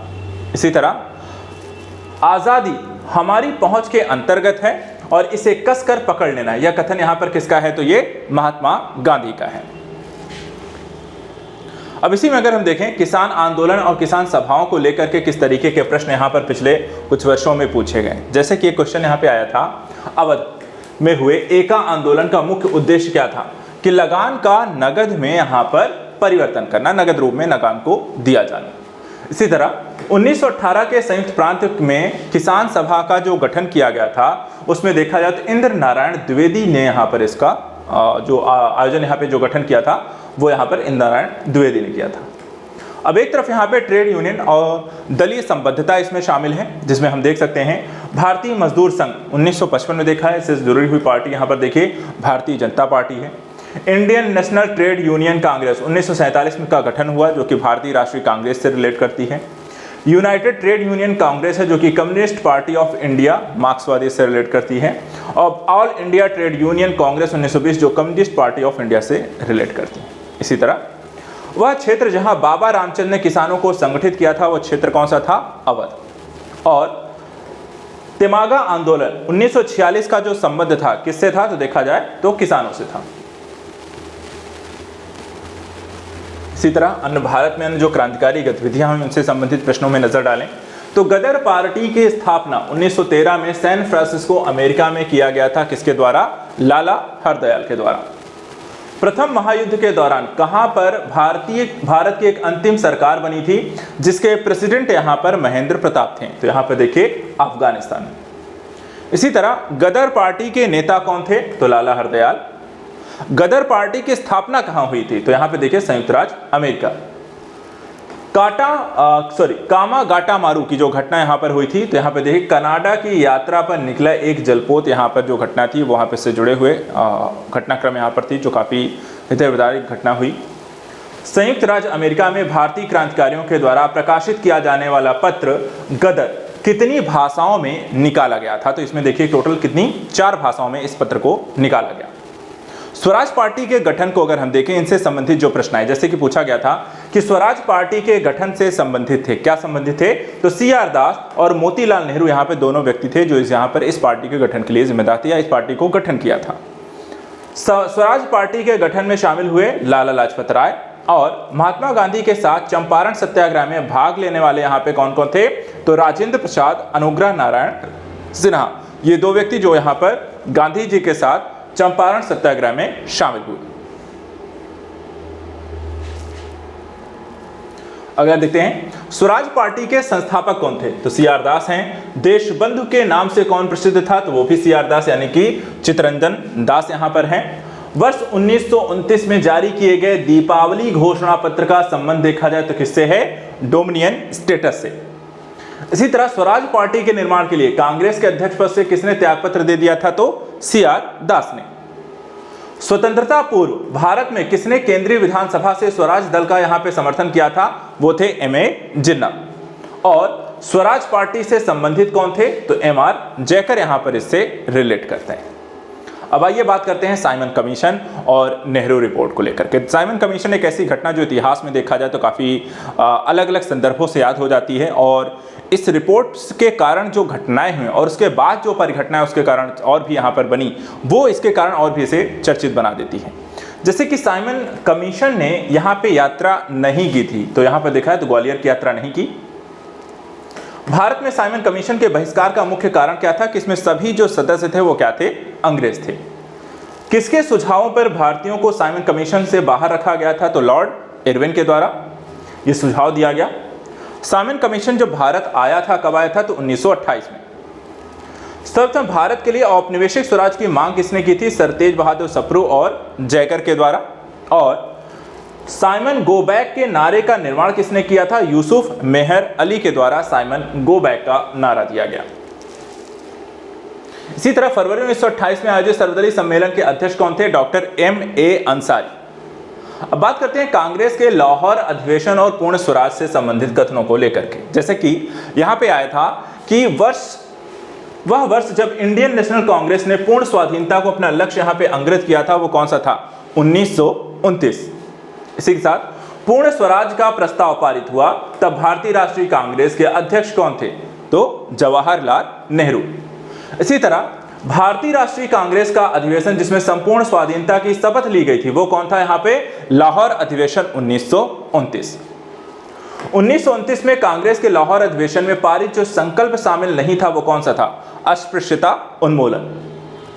31 दिसंबर 1929 को अर्धरात्रि में भारतीय राष्ट्र ध्वज को फहराया था, किसके द्वारा? तो जवाहरलाल नेहरू के द्वारा। और 1929 में लाहौर में भारतीय राष्ट्रीय कांग्रेस सत्र की यहाँ पे अध्यक्षता किसके द्वारा की गई थी? तो जवाहरलाल नेहरू के द्वारा। इसी तरह नए विदेशी पत्रकार जिसने धर्सना साल्ट वर्क्स पर सत्याग्रह के बारे में समाचार में यहाँ पर वर्णन किया था, वो थे वेब मिलर। तो सविनय अवज्ञा आंदोलन और दांडी मार्च को लेकर के देखा जाए तो एग्जाम में भी काफी प्रश्न यहाँ पर आपको बने हुए हैं, उनको यहाँ पर देखते हैं एक करके। अगले यहाँ पे देखिए, प्रसिद्ध जो दांडी मार्च था वो शुरू कब हुआ? तो यहाँ पर देखिए 12 मार्च 1930 को यहाँ पर ये दांडी मार्च शुरू किया गया। और नमक सत्याग्रह के समय गांधी जी के गिरफ्तार हो जाने के बाद आंदोलन के नेता जिन्होंने गांधी जी का यहाँ पे स्थान लिया वो कौन थे? अब्बास तैयब जी। महात्मा गांधी धरसना नामक यहाँ पे गोदाम पर कांग्रेस कार्यकर्ताओं के धावे के समय यहाँ पर कहाँ थे? तो यरवदा जेल में। इसी तरह वह आंदोलन जिसमें भाग लेने के लिए आचार्य विनोबा भावे प्रथम बार यहाँ पर गिरफ्तार हुए थे, वो कौन सा आंदोलन था? सविनय अवज्ञा आंदोलन। एक कथन है, शक्ति के विरुद्ध अधिकार की इस लड़ाई में विश्व की सहानुभूति चाहता हूं। यह कथन यहां पर किसका है? गांधी की दांडी यात्रा। वह प्रांत जिसने सत्याग्रहियों की संख्या महात्मा गांधी के दांडी कूच में सर्वाधिक थी, यहां पर देखा गया तो गुजरात में। इसी तरह महात्मा गांधी ने दांडी यात्रा किस आदर्श वाक्य के साथ यहां पर प्रारंभ की थी? तो वाक्य था, अंत तक लड़ो। भारतीय इतिहास में तिथि 6 अप्रैल 1930 यहां पे जानी जाती है। महात्मा गांधी के द्वारा दांडी मार्च के लिए यहां पर जो तिथि है वो 6 अप्रैल 1930। गांधी जी ने दांडी मार्च यहां पे प्रारंभ किया नमक कानून को तोड़ने के लिए, जो कि अंग्रेजों के द्वारा बनाया गया था, कर देने के लिए। वानर सेना और मंजरी सेना संबंध है यहाँ पे सविनय अवज्ञा आंदोलन से। और गांधी जी की यात्रा में संबंधित दांडी जो स्थित है वो आपको नवसारी जिले में स्थित है। चलिए अब बात करते हैं यहाँ पे गांधी इरविन समझौते, कराची अधिवेशन और गोलमेज सम्मेलन को लेकर के आए हुए प्रश्नों को। यहाँ पे देखिए, तीनों गोलमेज जो सम्मेलनों में भाग लेने वाले एकमात्र जो भारतीय यहाँ पर कौन थे? वो डॉक्टर भीमराव अंबेडकर थे। गोलमेज सम्मेलन में भारतीय राष्ट्रीय कांग्रेस के प्रतिनिधि ने जो प्रथम बार यहाँ पर भाग लिया था वो था द्वितीय गोलमेज सम्मेलन। गांधी इरविन समझौता देखा जाए तो कब हुआ? तो यहाँ पर देखिए 1931। महात्मा गांधी जब द्वितीय गोलमेज सभा में भाग लेने लंदन गए थे तो कहां ठहरे थे? किंग्सले हॉल में। किसने भारतीय राष्ट्रीय कांग्रेस के कराची अधिवेशन 1931 को महात्मा गांधी की लोकप्रियता और सम्मान की यहां पे पराकाष्ठा माना था? तो MC बोस यानी कि सुभाष चंद्र बोस के द्वारा। गांधी इरविन समझौते में किस आंदोलन को रोकने का यहां पे प्रावधान किया गया था? तो वो है सविनय अवज्ञा आंदोलन। किसने गांधी इरविन समझौते महात्मा गांधी के लाभ को सांत्वना पुरस्कार यहां पे कहा था? Elon Campbell Johnson. इरविन तथा गांधी को दो महात्मा यहां पर किसने कहा? तो सरोजनी नायडू ने। लंदन में संपन्न हुए गोलमेज सम्मेलन में भारतीय ईसाइयों का प्रतिनिधित्व किसने किया था? केटी पॉल। और गांधी इरविन समझौते का मुख्य रूप यहां पे क्या था? तो गोलमेज सम्मेलन में कांग्रेस की भागीदारी सहज करने के लिए यहां पर इसको आंदोलन प्रारंभ किया गया था। चलिए, तो इस तरीके से गोलमेज सम्मेलन को लेकर के जिस तरीके के प्रश्न एग्जाम में बने हैं वो हमने देखे। ऐसा ही देखिए भारत में इतिहास के संदर्भ में जो सांप्रदायिक दंगे हैं या पूना जो समझौता यहाँ पर हुआ है या कांग्रेस की समाजवादी पार्टी का जैसे गठन जैसे मुद्दे यहाँ पर भी आपको देखने को मिलते हैं। आइए इस टॉपिक पे बने हुए प्रश्नों को एक बार देखते हैं। जैसे कि एक कथन यहाँ पे है, क्या आप मुझे एक भी स्वतंत्र देश दिखा सकते हैं जहां पृथक मताधिकार हो? अंग्रेज हो चुके हैं परंतु वे शरारत छोड़ गए हैं। अंग्रेज जा चुके हैं लेकिन वे शरारत यहाँ पे आपको छोड़ गए हैं। उपरोक्त वाक्य को संविधान सभा के बहस में किसने कहा था? तो ये कथन है सरदार वल्लभ भाई पटेल। इसी तरीके से पूना पैक्ट पर हस्ताक्षर किसके द्वारा किए गए थे? तो यहाँ गांधी जी और अंबेडकर के द्वारा। 1932 में पूना पैक्ट के बाद हरिजन सेवक संघ की स्थापना हुई। इसके अध्यक्ष कौन थे? यहाँ पे घनश्याम दास बिड़ला। महात्मा गांधी क्षणिक भूत की भांति धूल उठाते हैं लेकिन अस्तर नहीं। यह किसका कथन है? डॉक्टर BR अंबेडकर का। चलिए अब बात करते हैं कांग्रेस समाजवादी पार्टी से संबंधित प्रश्नों को लेकर के। देखिए यहाँ पर 1934 में पटना में अखिल भारतीय कांग्रेस समाजवादी पार्टी के जो संयोजक थे वो थे जयप्रकाश नारायण। यह भारतीय राष्ट्रीय कांग्रेस का अधिवेशन जिसने जवाहरलाल नेहरू ने समाजवाद को भारत की समस्याओं को हल करने की कुंजी माना था, तो ये था लखनऊ अधिवेशन में। देखिए मैं एक समाजवादी और गणतंत्रवादी हूं, मुझे राजाओं और राजकुमारों पर विश्वास यहां पे नहीं है। यह वक्तव्य किसका है? तो यह है जवाहरलाल नेहरू। भारत में साम्यवाद का उच्चतम पुजारी कहा गया, किसे कहा गया था? जवाहरलाल नेहरू। और प्रथम अखिल भारतीय समाजवादी युवा कांग्रेस के सभापति कौन बनते हैं? वो भी जवाहरलाल नेहरू। तो देखा जाए तो समाजवादी के संदर्भ में एक बड़े यहाँ पर आपके अनुयायी कह सकते हैं या फिर समर्थक आपको जवाहरलाल नेहरू यहाँ पर निकल कर आते हैं। अब चलिए अगले टॉपिक्स पर आते हैं, प्रांतीय चुनावों को लेकर के पूछे गए प्रश्नों को लेकर। देखिए 1940 की घटना पर नजर डालते हैं। 1940 के रामगढ़ कांग्रेस की जो अध्यक्षता की थी वो की थी मौलाना अबुल कलाम आजाद के द्वारा। और 1937 में हम देखें तो प्रांतों में मंत्रिमंडल के निर्माण के उपरांत कांग्रेस शासन की जो अवधि थी वो कितने महीने की थी? 28 महीने। प्रांत जहां 1937 के आम चुनाव के बाद भारतीय राष्ट्रीय कांग्रेस ने सरकार नहीं बनाई थी वो था बंगाल। और 1937 के चुनाव के पश्चात यूपी में गठित मंत्रिमंडल वित्त विभाग किसे सौंपा गया था? रफी अहमद किदवई को। चलिए अब यहाँ पे कांग्रेस के त्रिपुरी अधिवेशन से जुड़े मुद्दे और फॉरवर्ड जो ब्लॉक का यहाँ पे गठन किया गया था उनसे क्या क्या पूछा गया। देखिए सुभाष चंद्र बोस ने भारतीय राष्ट्रीय कांग्रेस से इस्तीफा दे दिया था और तब उस सीट के लिए यहाँ पर देखा जाए उनका जब नाम यहाँ पे प्रस्तावित किया गया तो यहाँ पे देखा जाए राजेंद्र प्रसाद। इसी तरह भारतीय राष्ट्रीय कांग्रेस के अधिवेशन में सुभाष चंद्र बोस दूसरी बार यहाँ पे अध्यक्ष चुने गए थे। किस अधिवेशन में? त्रिपुरी अधिवेशन में। वह अधिवेशन जिसमें कांग्रेस ने पहली बार भारतीय रियासतों के प्रति अपनी नीति को घोषित किया था वो था नागपुर अधिवेशन। इस तरह भारत के देशी राज्यों का संबंध असहयोग हस्तक्षेप नीति के लिए रेखांकित किसने के द्वारा किया गया था? सर जॉन शोर के द्वारा। देशी रियासतों का देखा जाए संघर्ष काफी रहा है। उसके बाद द्वितीय विश्व युद्ध जैसे प्रस्ताव, अगस्त प्रस्ताव, पाकिस्तान की मांग जैसे मुद्दे भी आपको इतिहास में एक एक करके उठते हैं। देशी राज्यों में यथावत समझौते का पक्षधर कौन था? हैदराबाद। वह अधिवेशन जिसमें कांग्रेस ने पहली बार भारतीय रियासतों के प्रति अपनी नीति को घोषित किया था नागपुर अधिवेशन।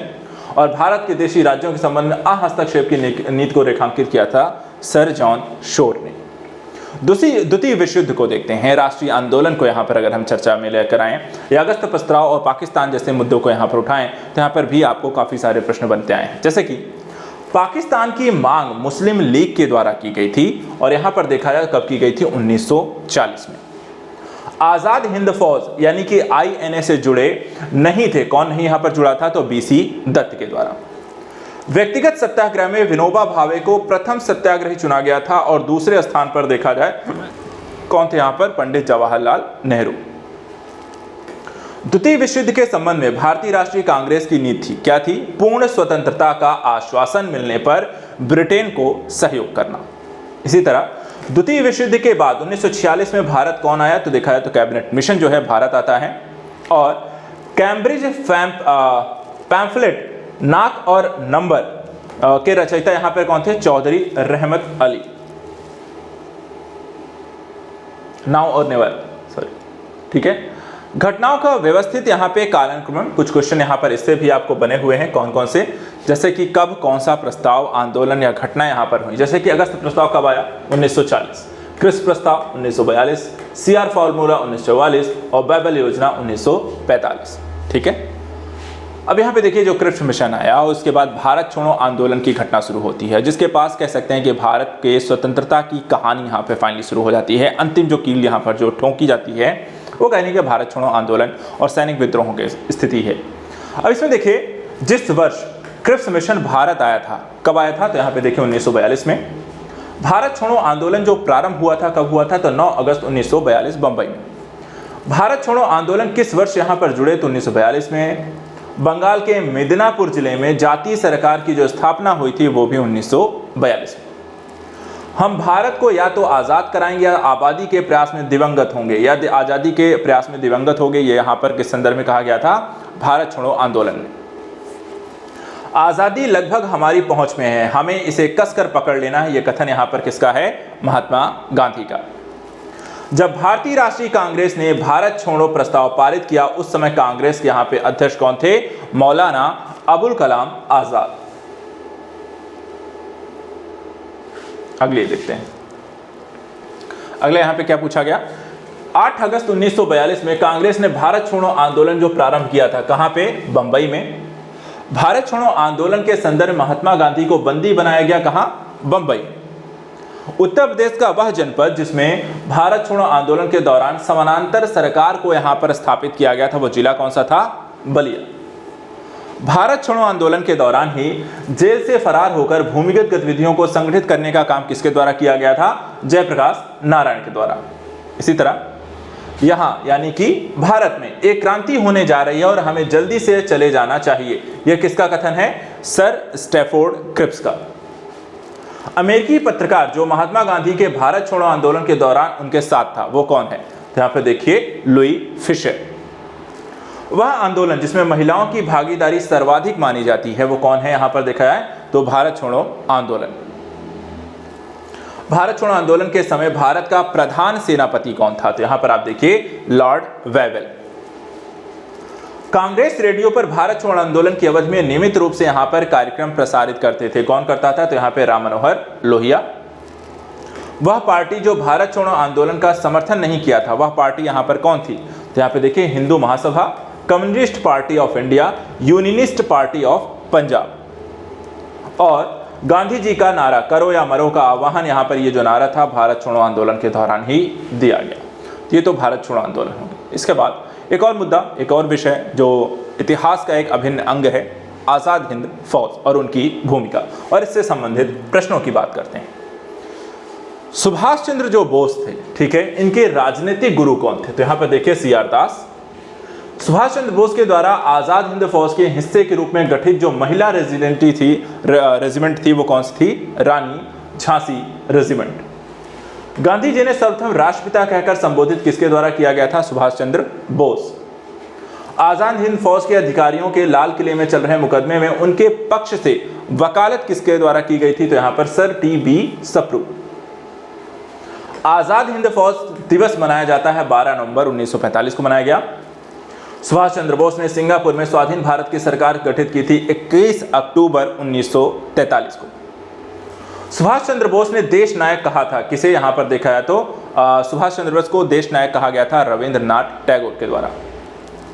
आजाद हिंद फौज का सैनिक जिसको 7 वर्ष के कारावास का दंड दिया गया था वो थे राशिद अली। वह भारतीय क्रांतिकारी जिसने सुभाष चंद्र बोस को इंडियन नेशनल आर्मी के गठन में सक्रिय सहयोग यहां पर दिया था वो कौन थे? तो रास बिहारी बोस। भारत की मुक्ति महात्मा गांधी के नेतृत्व में नहीं होगी, लिखा था, ये किसने लिखा था? सुभाष चंद्र बोस। इसी तरह नेताजी सुभाष चंद्र बोस का जन्म जिस नगर में हुआ था वो कौन सा क्षेत्र था? कटक। और तुम मुझे खून दो मैं तुम्हें आजादी दूंगा, यह कथन यहां पर किसके द्वारा है? सुभाष चंद्र बोस। वह भारतीय क्रांतिकारी जिसने सुभाष चंद्र बोस को इंडियन नेशनल आर्मी गठन में सहयोग दिया था, रासबिहारी बोस। और दिल्ली चलो का नारा भी किसने दिया था? सुभाष चंद्र बोस। तो दो नारे जो हैं इनके बहुत फेमस हैं, जो लगातार एक माइंड में भी रहते हैं, दिल्ली चलो और तुम मुझे खून दो मैं तुम्हें आज़ादी दूंगा। चलिए बात करते हैं यहाँ पे कैबिनेट मिशन, संविधान सभा, अंतरिम सरकार के गठन को लेकर के। सबसे पहले देखिए अंतरिम सरकार के गठन में प्रथम अंतरिम राष्ट्रीय सरकार गठन की जो घोषणा की गई थी, कब की गई थी? 24 अगस्त 1946। स्वतंत्र भारत के लिए संविधान की रचना हेतु संविधान सभा का विचार सर्वप्रथम यहाँ पे प्रस्तुत किया था कांग्रेस पार्टी ने 1936 में। इसी तरह कैबिनेट मिशन के भारत आगमन के दौरान ही भारतीय राष्ट्रीय कांग्रेस का जो अध्यक्ष थे वो कौन थे? तो यहाँ पर आप देख सकते हैं मौलाना अबुल कलाम आजाद। भारतीय संविधान की पांडुलेखन समिति के अध्यक्ष कौन थे? तो BR अंबेडकर। इसी तरह सांप्रदायिक एवं अन्य समस्याओं के न्याय संगत समाधान और एकमात्र तरीका संविधान का सभा का है, वो कौन सा है? यह घोषणा की थी 1939 में महात्मा गांधी के द्वारा। चलिए यहाँ पर अब कुछ क्वेश्चन है, जैसे सही सुमेलित करने को लेकर है, माउंटबेटन योजना को लेकर के है, भारत के विभाजन को और उसकी स्वतंत्रता से जुड़े मुद्दे शुरू होते हैं। सबसे पहले सही सुमेलन, जैसे बेबल योजना कब लाई थी? 1945 में। कैबिनेट मिशन का प्लान 1946 में आया। माउंटबेटन प्लान 1947 में आया। उसके बाद बॉम्बे मिशन 1944 में आया। तो ये अलग अलग समय पे लाए गए यहाँ पे प्लान, किस तरीके से भारत को यहाँ पे आज़ादी दी जाएगी, क्या किस तरीके की यहाँ पर व्यवस्था लागू करनी है, उससे संबंधित यहाँ पर थे। माउंटबेटन योजना क्या थी? भारत स्वतंत्र कैसे हुआ, भारत का विभाजन कैसे होता है। देखिए कौन महिला स्वतंत्रता सेनानी भारत छोड़ो आंदोलन से संबंधित यहाँ पे नहीं थी? तो वो है शांति घोष। भारतीय स्वतंत्रता विधेयक की राजकीय स्वीकृति कब प्राप्त हुई? 18 जुलाई 1947 को। मेरा अंतिम उद्देश्य प्रत्येक व्यक्ति के आंखों से आंसू पोंछना होगा, ये किसका है? जवाहरलाल नेहरू का। अगस्त 1947 में स्वतंत्रता दिवस के समारोह में वह नेता जो सम्मिलित नहीं हुआ था वो थे महात्मा गांधी। भारत स्वतंत्र हुआ उस समय कांग्रेस के अध्यक्ष कौन थे? तो JB कृपलानी। भारत विभाजन के संदर्भ में 1947 में नियुक्त सीमा आयोग की अध्यक्षता किसके द्वारा की गई थी? रेडक्लिफ के द्वारा। नई दिल्ली में 1947 में आयोजित अखिल भारतीय कांग्रेस समिति की बैठक में विभाजन के प्रस्ताव का समर्थन किया गया था, किसके द्वारा? तो यहाँ पे देखिए अबुल कलाम आजाद के द्वारा। भारतीय स्वतंत्रता विधेयक को राजकीय स्वीकृति प्राप्त हुई थी कब? तो 18 जुलाई 1947 को। इसके बाद माउंटबेटन योजना आधार किसकी बनी थी? देश के विभाजन का। और उन्हीं के प्लान पे भारत और पाकिस्तान दो नए देश यहाँ पे बनते हैं, जहाँ पे पश्चिमी पाकिस्तान और पूर्वी पाकिस्तान था। बाद में पूर्वी पाकिस्तान एक बांग्लादेश के रूप में आया। अखिल भारतीय कांग्रेस की 14 जून 1947 को संपन्न हुई बैठक में भारत विभाजन के विपक्ष में यहाँ पे मतदान दिया गया था खान अब्दुल गफ्फार खां के द्वारा। पहले अवसर पर भारत के प्रधानमंत्री की नियुक्ति की थी, यहाँ पर देखा है तो गवर्नर जनरल। भारतीयों को वर्ष 1947 में सार्वभौम सत्ता सौंपने की योजना किस नाम से यहाँ पर जानी जाती है? माउंटबेटन योजना। ब्रिटिश सरकार भारत के विभाजन के लिए उत्तरदायी नहीं है, उपर्युक्त कथन यहाँ पर किसका है? लॉर्ड एटली का। वह योजना जो भारतीय स्वतंत्रता का आधार बनी, माउंटबेटन योजना। महात्मा गांधी उस समय कहां थे जब एटली ने हाउस ऑफ कॉमन्स में सत्ता के हस्तांतरण की यहां पर घोषणा की थी? तो उस समय महात्मा गांधी थे नई दिल्ली में। भारत के विभाजन के समय ब्रिटिश भारत का वह प्रांत जिसने संयुक्त और स्वतंत्र यहां पर अस्तित्व की यहां पर घोषणा की थी, योजना प्रस्तावित की थी, वो थी यहां पर पंजाब प्रांत में। अब बात करते हैं भारत में संवैधानिक विकास की, क्योंकि भारत स्वतंत्र तो होता है लेकिन स्वतंत्रता के साथ ही साथ वहां पे संवैधानिक मूल्यों को भी वहां पर उसके माध्यम से देश को शासित किया जाना था। अब यहाँ पर इसकी कहानी क्या थी? तो कुछ कथन हैं, कुछ कहानियां हैं, कुछ प्रश्न हैं, जैसे कि ब्रिटिश इंडिया के अधिनियम ने सामूहिक कार्य चालन के स्थान पर विभाग या विभागीय पद्धति के द्वारा वायसराय की कार्यकारी परिषद में उनके प्राधिकार को और अधिक यहाँ पे बल प्रदान किया था। यह था भारतीय परिषद अधिनियम 1861। इसी तरह 120 सदस्यों वाले चैम्बर ऑफ प्रिंसेस की व्यवस्था कब की गई थी? 1919 के अधिनियम में। सर्वेंट्स ऑफ इंडिया सोसाइटी की स्थापना 1905 में पुणे में महाराष्ट्र में की गई थी, किसके द्वारा? गोपाल कृष्ण गोखले के द्वारा। बोर्ड ऑफ कंट्रोल की स्थापना किस अधिनियम के तहत की गई थी? तो पिट्स इंडिया अधिनियम 1784 के द्वारा। अन्य यहाँ पे देखिए, जैसे कि वह अधिनियम जिसके द्वारा ईस्ट इंडिया कंपनी के व्यापारिक अधिकारों की यहाँ पे समाप्ति की गई थी, वो कौन सा था? 1813 चार्टर एक्ट। वह अधिनियम जिसमें भारतवासियों को अपने देश के प्रशासन में कुछ हिस्सा लेना यहाँ पे संभव हो पाया था, वो अधिनियम था चार्टर एक्ट 1833। पहली बार भारत में क्रियाशील विधान परिषद का सृजन किया गया था चार्टर एक्ट 1853 के तहत। इसी तरह भारत में अप्रत्यक्ष निर्वाचन की प्रथा जो प्रारंभ हुई किसके तहत? 1892। लोक सेवाओं की परीक्षा में इंग्लैंड और भारत में एक साथ कराने की जो संस्तुति दी गई थी वो किस रिपोर्ट में? मॉन्टेग्यू चेम्सफोर्ड रिपोर्ट में। भारत में पहली बार लोक सेवा आयोग की स्थापना किस अधिनियम के तहत की गई थी? तो गवर्नमेंट ऑफ इंडिया एक्ट 1919 के तहत। वर्ष 1909 में इंडियन काउंसिल एक्ट की व्यवस्था किसके तहत यहाँ पे की गई थी? सांप्रदायिक प्रतिनिधित्व। तो यहाँ पे देखिए इंडियन काउंसिल एक्ट में जो व्यवस्था की गई थी वो थी सांप्रदायिक आधार पर एक निर्वाचन की पद्धति। द्वैध शासन प्रणाली भारत में कार्यान्वित रही 1921 से लेकर के 1937 तक। इसके बाद 1935 में अधिनियम के बारे में क्या कहा गया था? एक कार जिसमें ब्रेक तो है पर इंजन नहीं, ये किसने कहा है? जवाहरलाल नेहरू ने। भारत सरकार अधिनियम 1935 में गुलामी का अधिकार पत्र किसके द्वारा कहा गया? तो ये भी जवाहरलाल नेहरू के द्वारा। और राष्ट्रीय आंदोलन की अवधि जिस घटना ने मतभेद के बीच बोए अंततः देश का यहाँ पर विभाजन हुआ, ये विधानसभाओं में मुसलमानों को लेकर के यहाँ पर एक तरीके से जो पृथक निर्वाचन क्षेत्र और स्थानों का यहाँ पर आरक्षण हुआ, वहीं से देश के विभाजन की एक कड़ी आपको प्रारंभ हो जाती है। इसके बाद भारत में अंग्रेजी शिक्षा कब आरंभ हुई? तो यहाँ पे देखिए लॉर्ड किसके द्वारा की गई थी? तो लॉर्ड विलियम बेंटिक के द्वारा। चार्टर अधिनियम 1813 भारत के लिए महत्वपूर्ण समझे जाने का एक कारण क्या था कि इसके द्वारा देखा जाए तो भारतीयों की शिक्षा के लिए वित्तीय प्रावधान किया गया था। भारत सरकार का वह एक्ट जिसमें मुसलमानों के लिए पृथक मतदान की व्यवस्था की गई थी वो कौन सा था? तो यहाँ पर आप जानते हैं मार्ले मिंटो यहाँ पर सुधार भी से कहा जाता है और 1919 का यहाँ पर चार्टर अधिनियम भी है, तो मार्ले मिंटो सुधार के नाम से हम इसे जानते हैं। अब आधुनिक भारत की अगर हम बात करें तो यहाँ पे महत्वपूर्ण संस्थाएं और उसके सदस्यों को लेकर के कुछ क्वेश्चन बनते हैं, जैसे कि डी स्कूलिंग सोसाइटी की अवधारणा क्या है? तो यहाँ पर देखिए इवान इलिच की अवधारणा है डी स्कूलिंग सोसाइटी। व्यक्ति और उससे संबंधित यहाँ पे कुछ संगठनों को लेकर के, जैसे कि सरदार अजीत सिंह के द्वारा बनाया गया था भारत माता सोसाइटी, भगत सिंह के द्वारा नौजवान भारत सभा, चंद्रशेखर आजाद के द्वारा Hindustan socialist Republican party association और विनायक दामोदर सावरकर के द्वारा अभिनव भारत समाज।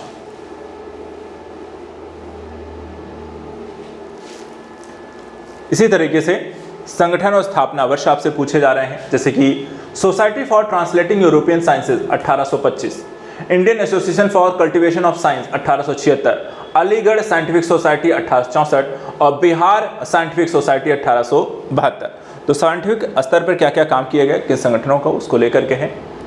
इसके बाद देखिए महात्मा गांधी ने अहमदाबाद में साबरमती आश्रम की जो स्थापना की थी, कब की थी? सन 1917 ईस्वी में। इसी के साथ रिपब्लिकन पार्टी ऑफ इंडिया के संस्थापक कौन थे? यहाँ पे देखिए डॉक्टर बी.आर. अम्बेडकर। बंगाल में कृषक प्रजा का पार्टी का जो नेता था वो कौन था? तो यहाँ पे देखिए फजलुल हक।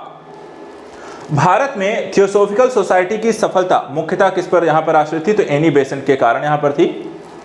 हरिजन सेवक संघ के संस्थापक अध्यक्ष थे जी.डी. बिरला और हरिजन सेवक संघ का पूर्व जो नाम था all India anti untouchability league.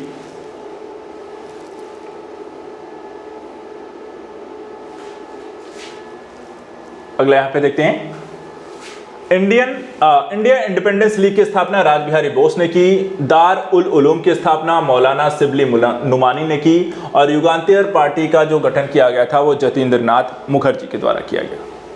अब चलिए बात करते हैं भारत के ब्रिटिशों के शासनकाल के दौरान प्रशासन को शासन करने के लिए शासित करने वाले लोगों को गवर्नर या फिर कह सकते हैं गवर्नर जनरल या वायसराय यहाँ पर बोला जाता था। तो इनके समयकाल में कौन कौन सी किस घटनाएं जो होते हैं किसके शासनकाल में हुई हैं, तो उसको यहाँ पर देख लेते हैं। देखिए सर्वप्रथम भारतीय राष्ट्रीय कांग्रेस के संबंध में यह किसने कहा था कि वह केवल एक सूक्ष्म अल्पसंख्यक वर्ग का प्रतिनिधित्व करती है? तो ये कहा था लॉर्ड डफरिन के द्वारा। लॉर्ड माउंटबेटन ने वन मैन बाउंड्री फोर्स कहकर किसे संबोधित किया है? महात्मा गांधी को। वह गवर्नर जनरल जिनके कार्यकाल में प्राचीन स्मारक संरक्षण अधिनियम पारित हुआ था वो कौन थे? Lord Curzon. भारत में डाक टिकट का चलन जो प्रारंभ किया गया था किसके द्वारा? लॉर्ड डलहौजी के द्वारा। ब्रिटिश संसद में महाभियोग का मुकदमा जो चलाया गया था तो वो वॉरेन हेस्टिंग्स पर।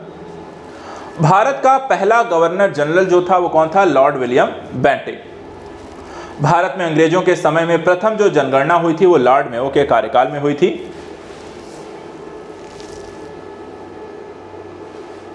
आगे देखते हैं। वायसराय जिसकी हत्या अंडमान निकोबार द्वीप समूह में जब वे भ्रमण कर रहे थे एक दंडित अपराधी के द्वारा की गई थी, लॉर्ड मेयो की हत्या की गई थी अंडमान निकोबार में। भारत में करजन के प्रशासन की तुलना औरंगजेब से की गई थी, किसके द्वारा? जी.के. गोखले के द्वारा। लॉर्ड कॉर्नवालिस की कब्र कहां स्थित है? तो गाजीपुर में। आंग्ल नेपाल युद्ध जिसके शासनकाल में हुआ था वो थे लॉर्ड हेस्टिंग्स। किसे स्वर्ण से उत्पन्न सेना नायक कहा गया? तो लॉर्ड क्लाइव को। भारतीय लोक सेवा का प्रवर्तन किया गया तो यहां पे कॉर्नवालिस के शासनकाल में। इसी तरह the problems of the for east नामक पुस्तक के जो लेखक थे वो भी कौन थे? Lord Curzon. भारतीय समाचार पत्रों पर एक कठोर यहां पर नियंत्रण से मुक्त किसके द्वारा किया गया था? चार्ल्स मेटकॉफ के द्वारा। गवर्नर जनरल जिसने भारत में दास प्रथा को यहां पे समाप्त किया था वो कौन थे? तो लॉर्ड एलन बरो। इसी तरह गांधी जी को वन मैन बाउंड्री फोर्स कहकर संबोधित किया माउंटबेटन ने। भारत का एकमात्र यहूदी वायसराय कौन हुआ? तो वहां पे लॉर्ड रीडिंग। दिल्ली में प्रवेश के अवसर पर बम फेंका गया था, किसके द्वारा? तो लॉर्ड हार्डिंग। तथाकथित कुशासन के आधार पर वह गवर्नर जनरल जिसने मैसूर राज्य के प्रशासन को यहां पर हड़प लिया था वो थे लॉर्ड विलियम बेंटिक। स्वतंत्र भारत का प्रथम गवर्नर जनरल कौन हुआ? Lord Mountbatten. और वह गवर्नर जनरल जिसने भारत में प्रथम बार सिविल सेवाओं को प्रवर्तित किया वो थे लॉर्ड कॉर्नवालिस। इसी तरह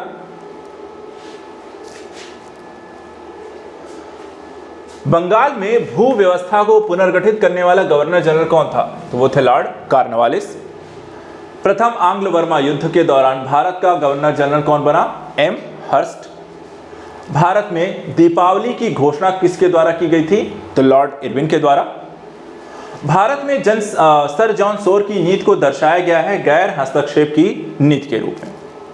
अब चलिए बात करते हैं कई सारे समाचार पत्र पत्रिकाएं जो भारत की स्वतंत्रता में यहाँ पर जागरूकता फैलाने के लिए, राष्ट्रीयता की भावना को जागृत करने के लिए या अन्य विभिन्न मुद्दों पर यहाँ पर प्रकाशित किए गए थे, उनसे संबंधित प्रश्न। जैसे कि the philosophy of the Bombay, इसके लेखक कौन है? तो भगवती चरण वोहरा। कुछ समाचार पत्र उससे संबंधित जो भाषा है वो यहाँ पे प्रश्न के रूप में बनी हुई है, जैसे कि कामरेड है जो कि अंग्रेजी में लिखी गई है, नवजीवन जो है गुजराती में है, स्वदेशी मित्रन जो है तमिल में है और सुलभ समाचार जो है वो आपको बंगाली में है। इसी तरह डेथ इन बनारस पुस्तक के जो लेखक थे वो कौन थे? जोनाथन पैरी।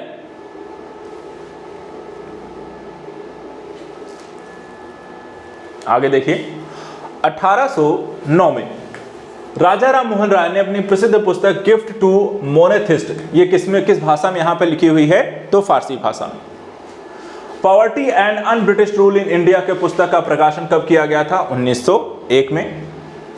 ब्रिटिश उपनिवेशवाद के विरुद्ध भोजपुरी में लोकप्रिय कविता फिरंगिया लिखने वाले यहां पर कवि का नाम यहां पे क्या था? मनोरंजन। संस्कृति के 4 अध्याय, इस पुस्तक के लेखक कौन है? रामधारी सिंह दिनकर।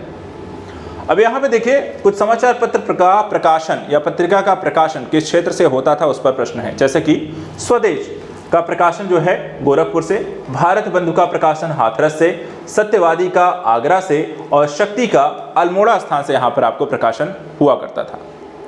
इसी तरह यहाँ पर आप देखें कुछ और समाचार पत्र उनसे संबंधित प्रकाशन है, जैसे कि अमृत बाजार पत्रिका बंगाल में, वॉइस ऑफ इंडिया बंबई से, ट्रिब्यूनल जो है पंजाब से और हिंदू जो है मद्रास से यहाँ पर देखा जाए तो आपको प्रकाशित हुआ करते थे। आगे देखिए एक और है समाचार पत्र प्रकाशन को लेकर के ही भाषा है, जैसे कि दर्पण जो है वो मराठी भाषा में समाचार पत्र यहाँ पे प्रकाशित होता था, संवाद प्रभाकर जो है बंगाली में प्रकाशित होता था, मुंबई समाचार गुजराती और स्वदेश जो मित्रन है ये तमिल भाषा में यहाँ प्रकाशित हुआ करते थे। अब यहाँ पे जैसे पूछा गया न्यू लैम्प्स फॉर ओल्ड, ये शीर्षक जो है लेखों की एक श्रृंखला प्रकाशित की गई जिसमें नरमपंथी राजनीति की यहाँ पे आलोचना प्रस्तुत की गई है। तो यहाँ पे देखिए किसके द्वारा लिखी गई है? अरविंदो घोष ने लिखी है। इसी तरह वंदे मातरम क्रांतिकारी पत्र के संपादक कौन हुआ करते थे? तो मैडम भीका जी यहां पर Cama, madam Bhika ji Cama. Indian War of Independence 1857, इसके लेखक कौन है? तो वीडी सावरकर हैं। मराठी पाक्षिक बहिष्कृत भारत का आरंभ किसके द्वारा किया गया? तो यहां पर भीमराव अंबेडकर।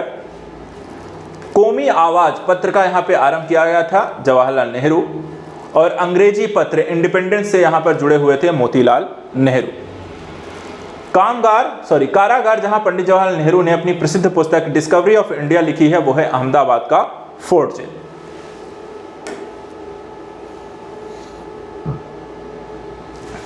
आगे देखते हैं,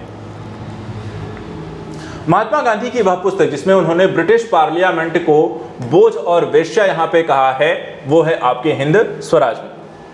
पत्रकार जो महात्मा गांधी का एक जीवनीकार रहा, वो है लुई फिशर।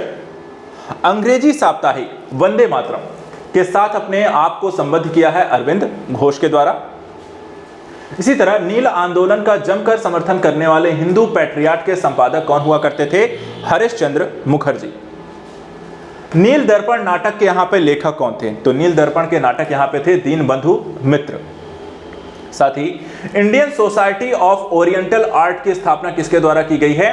तो अविंद्रनाथ टैगोर के द्वारा। प्रख्यात समाज सुधारक जिन्होंने ज्ञान योग, कर्मयोग, राजयोग नामक यहां पे पुस्तक लिखी है, वो कौन है? स्वामी विवेकानंद। क्रांतिकारी काल की वह लोकप्रिय पत्रिका जो अनेक कारणों से कांग्रेस की यहां पे आलोचना कही जाती थी करती थी, यहां पर देखा है, उसका नाम क्या था? काल। भारतीयों के द्वारा अंग्रेजी भाषा में प्रकाशित प्रथम समाचार पत्र कौन सा है? तो यहां पे देखिए Hindu patriot. Journey through the kingdom of Awadh in the year 1849-50 report लिखी गई थी किसके द्वारा? W.H. स्लीमैन के द्वारा। इसी तरह the man who divided India नामक पुस्तक के यहां पे लेखक कौन थे? तो Rafiq Zakariya. The Indian struggle नामक यहां पे प्रसिद्ध पुस्तक किसके द्वारा लिखी थी? तो यहां पे देखिए सुभाष चंद्र बोस के द्वारा। स्वदेश वाहिनी के यहां पे संपादक कौन थे? तो के रामकृष्ण पिल्लई के द्वारा। और आर्यों के आदि देश के बारे में यहां पर किसके द्वारा लिखा गया है? तो बाल गंगाधर तिलक के द्वारा। आगे देखिए, एक पुस्तक यहां पे आई जिसका नाम था बापू, ठीक है, माई मदर शीर्षक यहां पे एक संस्मरण लिखा गया था। ये किसके द्वारा लिखा गया? तो यहां पे आप देखिए मनु बहन गांधी, इनके द्वारा ये लिखा गया। एक और शीर्षक मैं अनिश्वरवादी क्यों हूं, ये किसके द्वारा लिखा गया है? तो यहां पे देखिए Bhagat Singh. India's Struggle for Independence, इस पुस्तक के लेखक कौन है? तो Bipin Chandra. Mountbatten and the Partition of India पुस्तक लिखी गई Larry Collins and Dominique Lapierre के द्वारा। बंदी जीवन, इस पुस्तक के यहां पे लेखक कौन हुए? सचिंद्र सान्याल। मदर इंडिया नामक यहां पर देखा है पुस्तक जो लिखी गई थी, ये लिखी है कैथरीन मेयो के द्वारा। प्रसिद्ध गीत सारे जहां से अच्छा हिंदुस्तान हमारा, इसकी रचना किसके द्वारा की गई थी? सर मोहम्मद इकबाल के द्वारा। स्त्रिंगिंग यहां पर देखा जाए पुस्तक स्प्रिंगिंग टाइगर यहां पर पुस्तक जो लिखी गई थी वो थी सुभाष चंद्र बोस के द्वारा।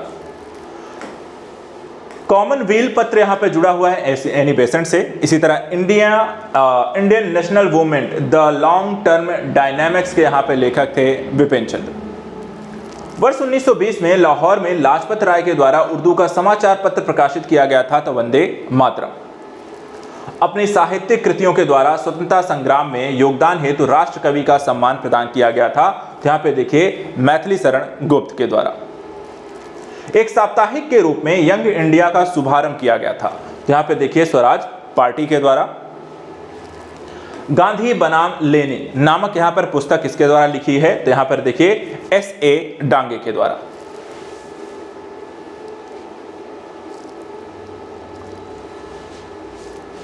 आगे देखते हैं, क्रांतिकारी जिसने यहां पर an introduction to the dreamland लेख लिखा है, ये किसका है? तो भगवती चरण वोहरा। महात्मा गांधी का जीवनीकार कौन रहा? तो B.R. नंदा और लुई फिशर। ब्रिटिश शासन के विरुद्ध संघर्ष के प्रारंभिक दौर में चले समाचार पत्र इंडियन मिरर के संपादक कौन हुआ करते थे? यहाँ पे देखिए N.N. सेन। अंधेर नगरी चौपट राजा, इसके लेखक कौन हुए? यहाँ पे देखिए भारतेंदु हरिश्चंद्र। आंदोलन जिसमें वंदे मातरम भारतीय राष्ट्रीय आंदोलन का यहां पर शीर्षक बना था वो था स्वदेशी आंदोलन। अब देखिए कुछ समाचार पत्र और उसके संपादक कौन हुआ करते थे उससे संबंधित प्रश्न भी है। जैसे कि हिंदू के संपादक होते थे वीर राघवाचारी, केसरी के देखें तो बी जी तिलक, सुधारक के देखें तो जी के गोखले और वॉइस ऑफ इंडिया के देखें तो दादा भाई नौरोजी। इसी तरह इंडिया डिवाइडेड नामक यहाँ पे पुस्तक के जो लेखक हुए वो डॉक्टर राजेंद्र प्रसाद हुए। इसी तरह 3 और देखिए क्वेश्चन है जो लगातार मिलान करने पर ही आधारित हैं। जैसे क्वेश्चन यहाँ पे है लेखक और पुस्तक, राजेंद्र प्रसाद की पुस्तक इंडिया डिवाइडेड, दिलीप मुखर्जी की पुस्तक टेररिस्ट, एस.एन. बनर्जी की पुस्तक नेशन इन मेकिंग और महात्मा गांधी की पुस्तक माई एक्सपेरिमेंट विद ट्रुथ। दूसरा यहाँ पे देखिए कुछ समाचार पत्र और उसके संपादकों को लेकर एक प्रश्न आया हुआ है, जिसमें समाचार दर्पण के संपादक थे मार्शमैन, मिरात उल अखबार के संपादक थे राम मोहन रॉय और केसरी के संपादक थे बीजी तिलक, यंग इंडिया के संपादक थे महात्मा गांधी। तीसरा क्वेश्चन देखिए जिसमें लेखक और पुस्तक के शीर्षक के मिलान करने को लेकर क्वेश्चन पूछा गया। जैसे कि बी.डी. सावरकर के पुस्तक के शीर्षक थी the India war of independence. इसी तरह आर.सी. मजूमदार द सिपाही म्यूनिटी एंड द रिवोल्ट ऑफ 1857।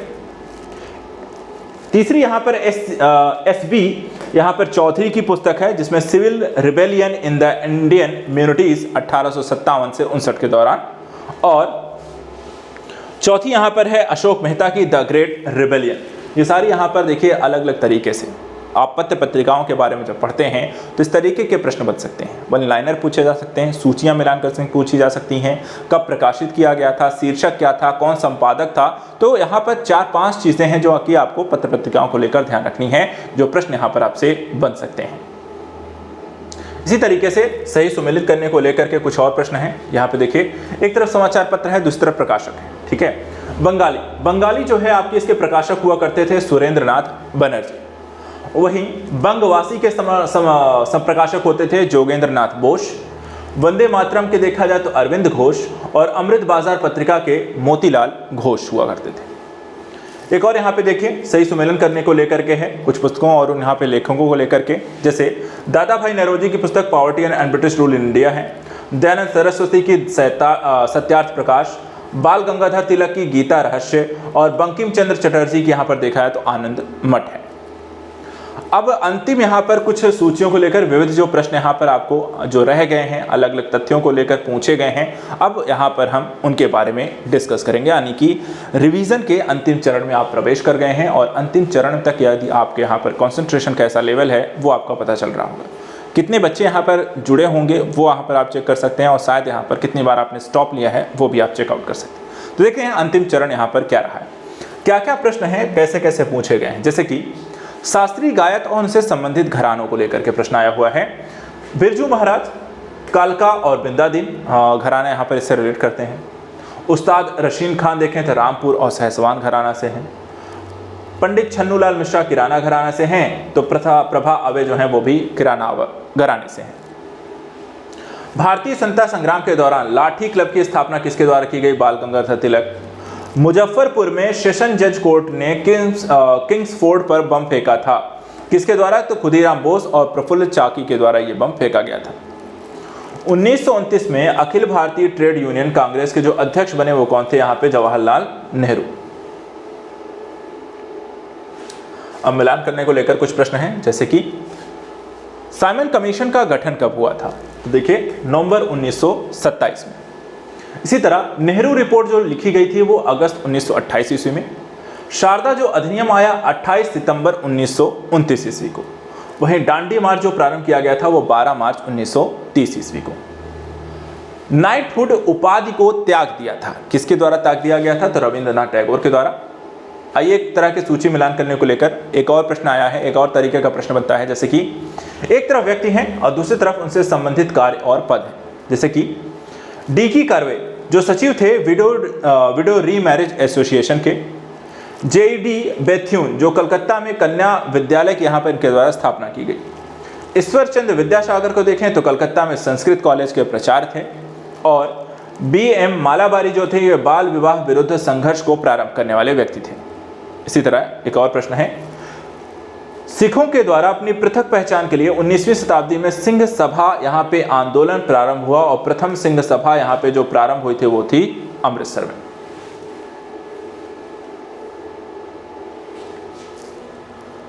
अगला देखिए, एक तरफ सूची है, दूसरी तरफ मिलान करने को लेकर है। भारतीय संविदा अधिनियम 1872 में आया, वस्तु विक्रय अधिनियम 1930 में आया, साझेदारी अधिनियम 1932 में और कंपनीज अधिनियम 1956 में यहाँ पर अलग अलग समय में कांग्रेसियों के द्वारा ब्रिटिशों के द्वारा बनाया गया कानून। इसके बाद यहाँ पे देखिए ये कानून भारतीयों के द्वारा बनाया गया। इसके बाद कुंडी को शब्द है जिसका अर्थ यहाँ पर हुंडी है, दीवान यानी कि खजांची, अमीर जिसको हम राजस्व अधिकारी कहते हैं और आजाद दस्ता यानी कि गुरिल्ला बैंड। अन्य प्रश्नों को देखिए, प्रथा को मनुष्य के जीवन का मुख्य न्यायाधीश कहा, ठीक है, कहा है किसके द्वारा? बेकन ने। इसी तरह प्रांत के नेताओं ने नोआखली दंगों के विरोध में 25 अक्टूबर 1946 को नोआखली दिवस के रूप में घोषित किया था, किसके द्वारा? यहां पर देखा जाए तो north west frontier province. Film मोहल्ला 80 के उपन्यास पर आधारित है, यह देखा जाए तो काशीनाथ सिंह के। भारत के प्रथम ओपन रॉक म्यूजियम का उद्घाटन कहां हुआ है? तो यहां पर देखिए हैदराबाद में। इसके बाद देखिए कुछ मिलान करने को लेकर के हैं। एक तरफ यहां पे घटनाएं हैं, दूसरी तरफ आपके कालक्रम है, ठीक है। होम रूल आंदोलन देखा है तो अप्रैल 1916 में हुआ, तो वहीं खिलाफत आंदोलन देखा जाए तो मार्च 1919 से जनवरी 2021 तक चला। जलियांवाला बाग हत्याकांड की घटना को देखें तो घटित हुई 13 अप्रैल 1919 को, और हत्याकांड मोपला जो विप्रो यहाँ पर हत्याकांड यहाँ पे जलियांवाला बाग से जुड़ा हुआ है, और मोपला विद्रोह जो हुआ है वो 20 अगस्त 1921 को हुआ।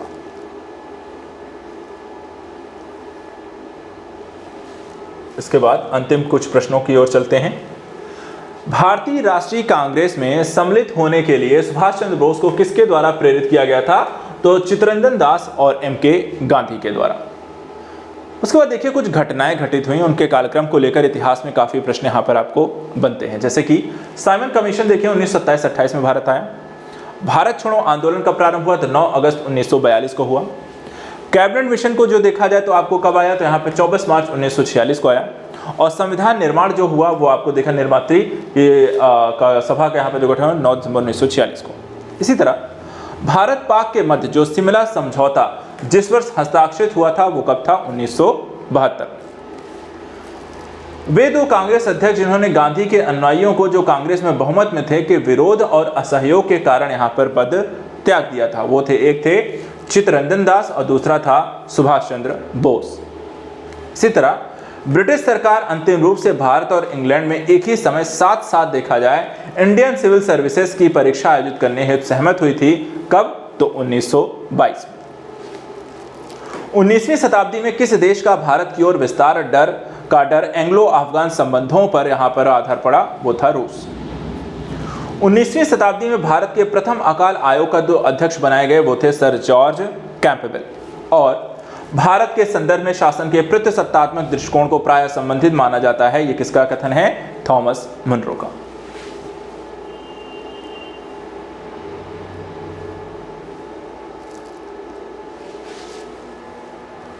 अगले देखते हैं, बीजी तिलक के सच्चा के पश्चात किसने दया की वकालत की थी और कहा था संस्कृत के एक विद्वान के रूप में तिलक में मेरी दिलचस्पी है?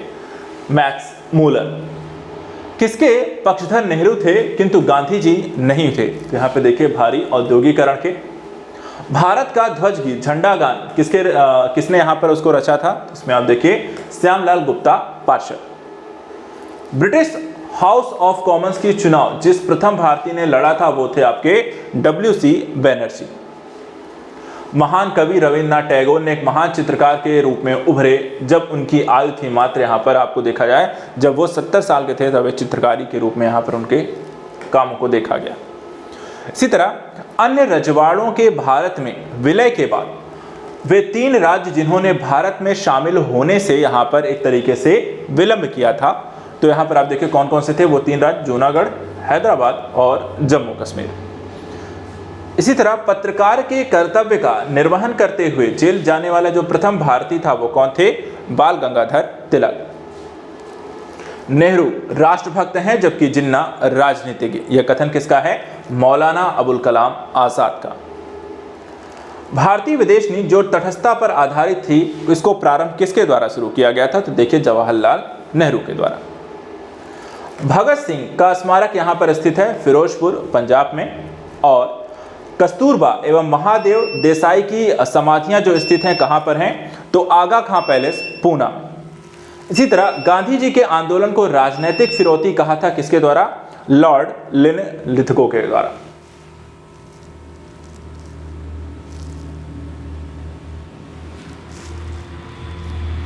अगला देखिए, मोहम्मद अली जिन्ना को हिंदू मुस्लिम एकता का राजदूत कहा था किसके ने? तो सरोजनी नायडू के द्वारा। कांग्रेस आई के द्वारा समर्थन वापस लिए जाने के कारण पदत्याग किसने दिया था? तो चरण सिंह, चंद्रशेखर और एच.डी. देवगौड़ा के द्वारा। ब्रिटिश शासन के सबसे अधिक महत्वपूर्ण उपलब्धि भारत का एकीकरण था। ये किसका है? के.एम. पणिक्कर। ऑपरेशन पोलो किससे जुड़ा हुआ है? तो हैदराबाद राज्य को यहां पे सैनिक कार्यवाही के माध्यम से भारत में शामिल करना। भारत में 19वीं शताब्दी में पड़े वह अकाल जिसको प्रकोप का समुद्र यानी कि सी ऑफ यहां पर कैलेमिटी कहा गया था, वो था उड़ीसा अकाल 1866-67। रविन्द्रनाथ टैगोर को महान प्रहरी कहा था किसने? महात्मा गांधी के द्वारा। बंगाल दुर्भिक्ष वह वर्ष है जिसने लाखों लोग यहां पे दिवंगित हो गए थे, 1943। डोडो की भांति साम्राज्यवाद दिवंगत हो चुका है, यह कथन यहां पर किसका है? क्लीमेंट एटली। वास्तविक क्रांतिकारी सेनाएं गांवों तथा कारखानों में पाई जाती हैं, यह कथन देखा जाए तो आपको भगत सिंह का है। 1853 में जन्मे पश्चिमी भारत के पारसी, इंडियन स्पेक्टेटर तथा वॉइस ऑफ इंडिया के संपादक ये एक समाज सुधारक थे। सम्मति आयु अधिनियम 1891 के पक्ष में प्रमुख संघर्ष रक्त थे। ये एक पैराग्राफ यहाँ पर किसके संदर्भ में है? तो यहाँ पर आप देखिए बी.एम. मालबारी। इसके बाद कुछ यहाँ पर सुमेलन करने को संबंधित क्वेश्चन है, सूची 1 और 2। भारतीय राष्ट्रीय कांग्रेस 1885 में, भारतीय जनसंघ 1951 में, भारतीय साम्यवादी दल 1925 में और AIDMK 1972 में यहाँ पर गठित हुए थे। कुछ घटनाएं जो कि इतिहास से संबंधित है, कब घटित हुई? जैसे कि बक्सर का युद्ध 22 अक्टूबर 1764, क्लाइव का भारत पुनः आगमन 1765, इलाहाबाद की संधि 16 अगस्त 1765 और वारेन हेस्टिंग का गवर्नर बनना 1773। अब यहाँ पे कुछ संधियां हुई हैं, जैसे इलाहाबाद संधि 1765, एक्सला चैपल की संधि 1748, ला गुर्दनासे द्वारा मद्रास पर अधिकार 1746 और डुप्ले की पदच्युति यहाँ पर 1754 में यहाँ पर अलग अलग समय पे हुए कुछ घटनाएं। यहाँ पे अंतिम कुछ प्रश्नों को ही यहाँ पर रिवीजन करते हैं और आपका सेशन इससे समाप्त हो रहा है। घटनाओं और उनके कालक्रम के अनुसार सही यहाँ पर दिखा है व्यवस्थित। पूर्ण राष्ट्रीय सत्ता की घोषणा कब हुई थी? 1929 में। सविनय अवज्ञा आंदोलन कब हुआ? 1930 में। गांधी-इरविन समझौता कब हुआ? 1931 में। और पूना पैक्ट हुआ 1932 में। इसी तरह कुछ पार्टियों और उनके गठन को लेकर के क्वेश्चन आए, जैसे कांग्रेस सोशल पार्टी के यहाँ पर देखा जाए तो नरेंद्र देव के द्वारा किया गया, स्वराज पार्टी CR दास के द्वारा, तो फॉरवर्ड ब्लॉक यहाँ पे सुभाष चंद्र बोस के द्वारा। वहीं जस्टिस पार्टी दक्षिण भारतीय लिबरल फेडरेशन रामास्वामी नायकर पेरियार के द्वारा गठित की गई। कुछ घटनाएं और उनके वर्ष को लेकर भी क्वेश्चन है, जो अधिनियम को लेकर, जैसे कि जल सेना अधिनियम 1927, सविनय अवज्ञा आंदोलन 1930, द्वितीय गोलमेज अधिवेशन 1931 और सांप्रदायिक यहाँ पे निर्णय 1932 में। तो इस तरीके से आज के सेशन में हमने यहाँ पर इतिहास के बारे में पढ़ा, उनसे संबंधित घटनाओं के बारे में पढ़ा, कब कौन सी यहाँ पर चीज़ें हुई और भारतीय आधुनिक इतिहास के पूरे घटनाक्रम को हमने यहाँ पे देखा। नेक्स्ट वीडियो में कुछ और विषयों को लेकर के हम डिस्कस करेंगे। फिलहाल आज के लिए इतना ही। Thank you so much and good luck.